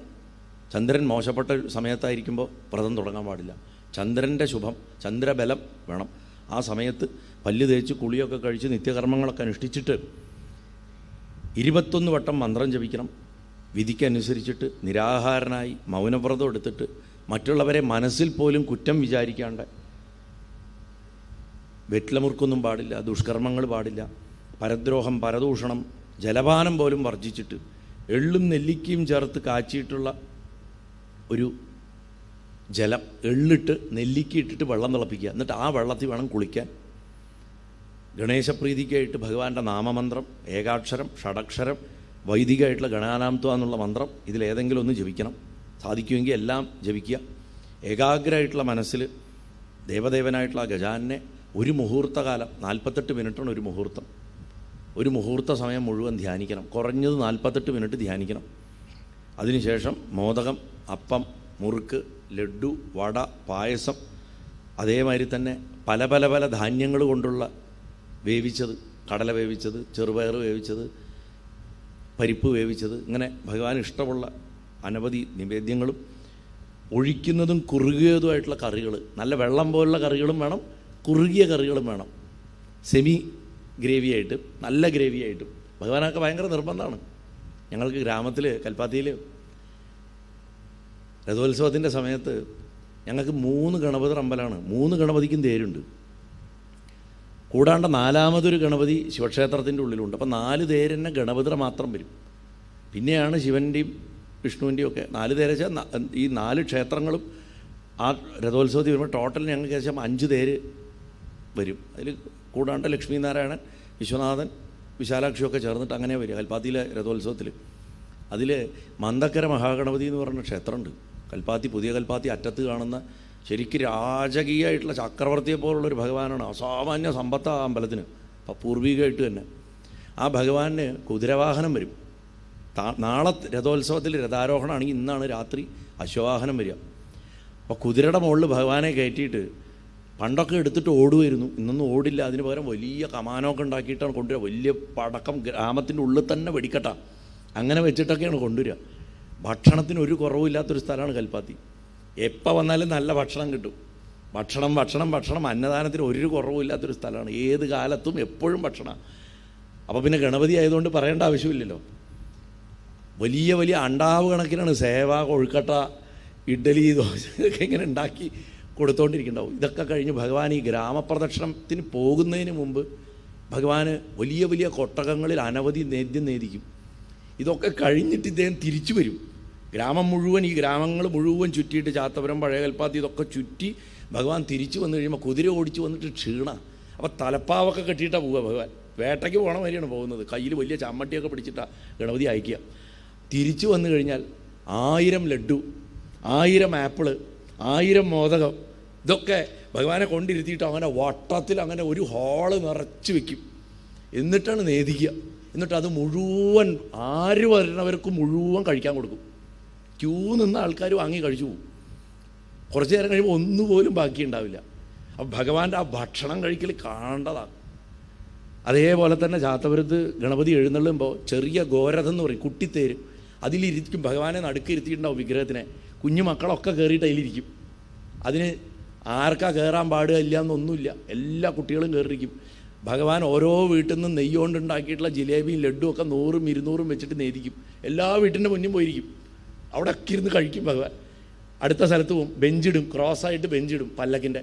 എന്നിട്ട് അതിൽ ഈ പാത്രങ്ങൾ കൊണ്ടുവയ്ക്കും, അതൊക്കെ നേദിക്കും. എന്നിട്ട് അവിടെ ആ ചുറ്റും കൂടെ പോണവർക്കൊക്കെ കിട്ടും. ചുരുക്കി പറഞ്ഞാൽ ഈ ഗ്രാമങ്ങൾ മുഴുവൻ പോയി വരുമ്പോഴേക്കും വയറൊരു പരിവാവും കഴിച്ചിട്ട്. കുട്ടികൾ ഇത് മുഴുവൻ ഇരുന്ന് കഴിക്കും. ഭഗവാൻ എന്ത് കൊടുക്കണോ അതൊക്കെ കുട്ടികൾക്കാണ്. ഇത്രയുള്ള ലഡ്ഡുവാണ്, ഇത്ര വലുപ്പമുള്ള ലഡ്ഡുവാണ് ഓരോ വീട്ടിലും നെയ്യ് ചേർത്തിട്ട് ഉണ്ടാക്കിയിട്ടുണ്ടാവുക. അങ്ങനെ പടി എന്നാണ് പറയുക. പടി എന്ന് പറഞ്ഞു കഴിഞ്ഞാൽ ഓരോ വീട്ടിൻ്റെ അവകാശമാണ്. ഭഗവാൻ ഇന്ന വിഭവങ്ങൾ ചില സ്ഥലത്ത് കടല ചൂണ്ടലായിരിക്കും, ചില സ്ഥലത്ത് പരിപ്പായിരിക്കും, ചില സ്ഥലത്ത് മൈസൂർ പാവായിരിക്കും, ചില സ്ഥലത്ത് പാനകം ഉണ്ടാവും, ചില സ്ഥലത്ത് ലഡ്ഡു ഉണ്ടാവും. ഈ രംഗങ്ങളിലൊക്കെ സത്യം പറഞ്ഞാൽ ഭഗവാന്റെ ആ ഭക്ഷണത്തിനോടുള്ള സ്നേഹവും അത് ആസ്വദിച്ച് കഴിക്കാനുള്ള, സത്യം പറഞ്ഞു കഴിഞ്ഞാൽ കണ്ണ് നിറയും നമുക്ക്. ഭഗവാന്റെ വയറ് നിറയണ കണ്ടാൽ നമ്മുടെ കണ്ണും മനസ്സും നിറയും. ഗണപതിയുടെ ഭക്ഷണപ്രിയം എന്ന് പറഞ്ഞു കഴിഞ്ഞാൽ അത്ര അധികമാണ്. ഒരിക്കലും ഭഗവാന്റെ ഭക്ഷണപ്രിയത്തിനെ കളിയാക്കരുതെന്ന് പറയും. അപ്പോൾ ഇവിടെ ഈ മാഘമാസത്തിലെ പുള്ളി അങ്കാരക സംകഷ്ട ചതുർത്ഥി വ്രതത്തിൻ്റെ കഥയാണ് ആ ചിട്ടകളൊക്കെ. അങ്ങനെ ചന്ദ്രൻ്റെ ഉദയത്തിൻ്റെ സമയത്ത് അർഘ്യദാനത്തോടു കൂടിയിട്ട് ആദ്യമേ ഗജാനായിട്ടുള്ള അദ്ദേഹത്തിനെ പൂജിച്ച് നമസ്കരിച്ച് ക്ഷമാപണം ചെയ്തിട്ടൊക്കെ ചെയ്യണം എന്നൊക്കെ പറഞ്ഞ് വളരെ വഹ്നിമരത്തിൻ്റെ വന്യവൃക്ഷത്തിൻ്റെ ചോട്ടിലിരുന്നിട്ട് വേണം ചന്ദ്രോദയം വരെ ജപിക്കണം, ആ വ്രതത്തിനെ ഭക്തിയോട് ആചരിക്കണം എന്നൊക്കെ പറഞ്ഞ് വിസ്തരിച്ചിട്ട്, വളരെ വിസ്തരിച്ചിട്ട്, അത്യാവശ്യം ഇന്നത്തെ കാലത്ത് അനുഷ്ഠിക്കാൻ വളരെ കഷ്ടമായിട്ടുള്ളൊരു വ്രതം പറഞ്ഞു കൊടുക്കണം. എന്നാൽ നിനക്ക് മകനുണ്ടാവും എന്നാണ് പറഞ്ഞു കൊടുത്തിട്ടുണ്ടായിരുന്നത്. അപ്പോൾ അതിനനുസരിച്ചിട്ടാണ് ഇത് ചെയ്യുന്നത്. അപ്പോൾ കൃതവീരൻ ചോദിക്കുന്നുണ്ട്, ബ്രഹ്മാവേ, ഈ അങ്കാരക ചതുർത്ഥിയിൽ ഇത്രയ്ക്ക് വിശേഷം എങ്ങനെയുണ്ടായി? എന്തുകൊണ്ടാണ് ചൊവ്വാഴ്ച ദിവസം അങ്കാരക ചതുർത്ഥി വ്രതം എന്ന് പറഞ്ഞിട്ടത് വരുന്നത് എന്ന് പ്രത്യേകമായിട്ട് ചോദിക്കും. ഈ മാഘമാസത്തിലെ കൃഷ്ണപക്ഷത്തിലെ ചൊവ്വാഴ്ചയിലെ ചതുർത്ഥിക്ക് എന്തുകൊണ്ടാണ് ഇങ്ങനൊരു പേര് എന്ന് ചോദിക്കുമ്പോൾ പറയും, പണ്ട് കാലത്ത് അവന്തി ദേശത്തൊരു മഹാത്മാവായിട്ടുള്ളൊരു മഹർഷി ഉണ്ടായിരുന്നു. ഭരദ്വാജൻ എന്നായിരുന്നു അദ്ദേഹത്തിൻ്റെ പേര്.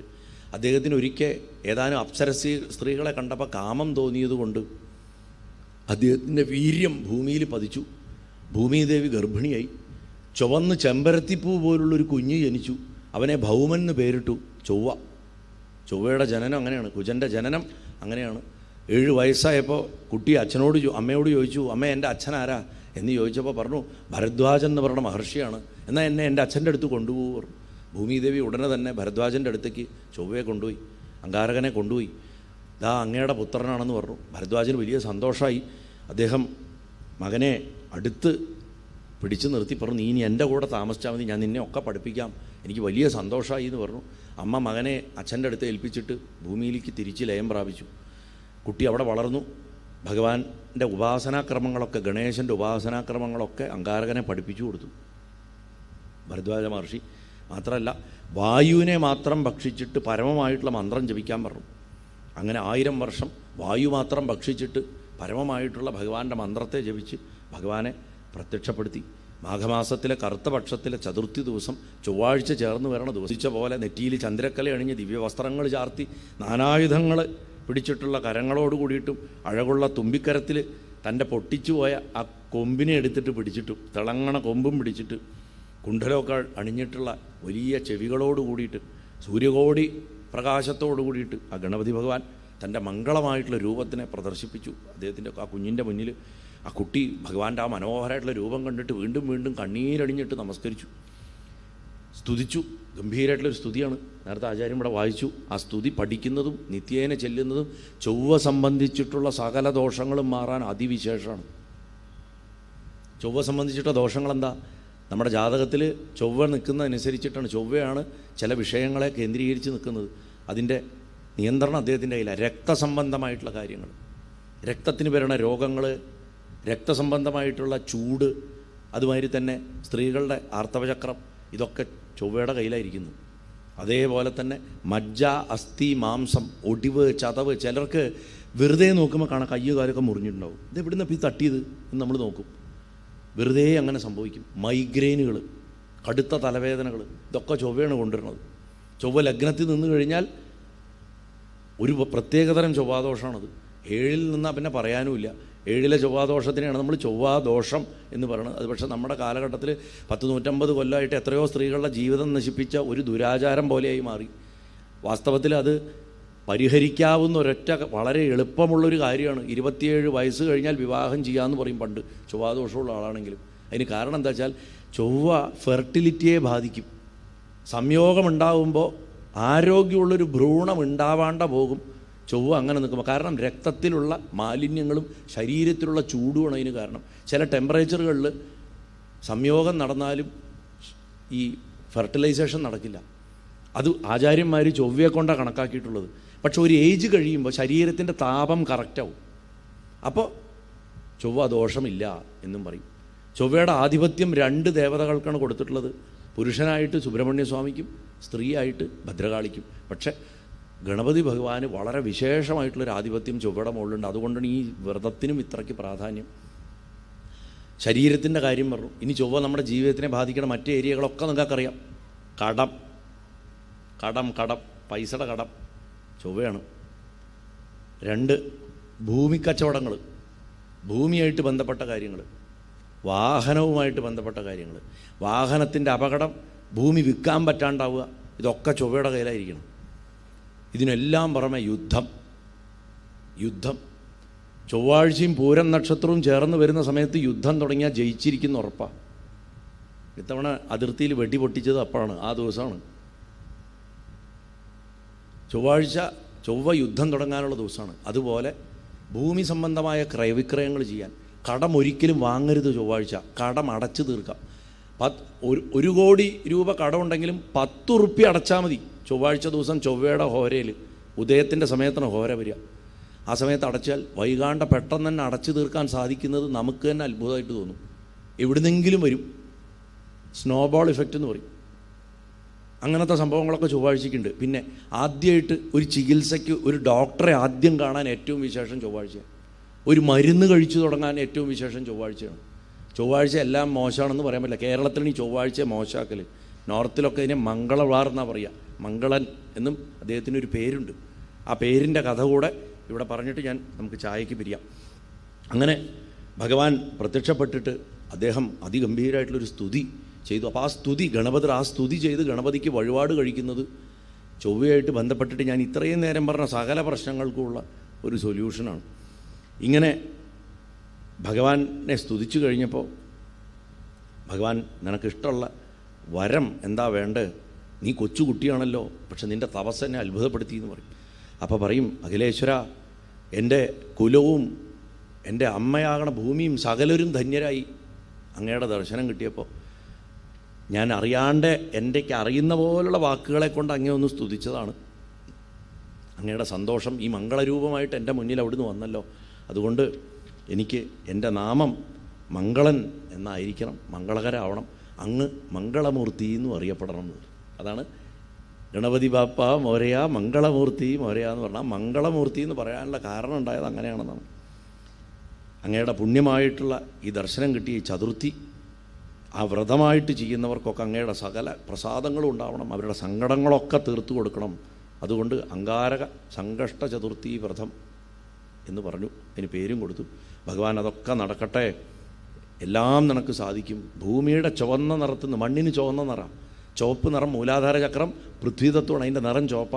അതിൽ നിന്നുണ്ടായവനാണ് നീ. ഭഗവാന്റെ തത്വത്തിൽ തന്നെയാണ് ഉണ്ടായിട്ടുള്ളത്. ചെമ്പരത്തിപ്പൂവിൻ്റെ നിറമാണ്. അങ്ങനെ അതുകൊണ്ട് കനൽക്കട്ട പോലെ ഇരിക്കുന്നതുകൊണ്ട് നിനക്ക് അങ്കാരകൻ എന്ന് പേരുണ്ടാവും. ലോകത്തിൽ ഖ്യാതിയെ പ്രാപിക്കും. നിനക്ക് ഞാൻ ഗ്രഹപദവിയെ നൽകണു. ഇപ്പം നീ ഈ മനുഷ്യജന്മത്തിൽ നീ അവന്തി നഗരത്തിലെ രാജാവായിട്ടിരിക്കും എന്ന് പറഞ്ഞിട്ട് അനുഗ്രഹിച്ചു.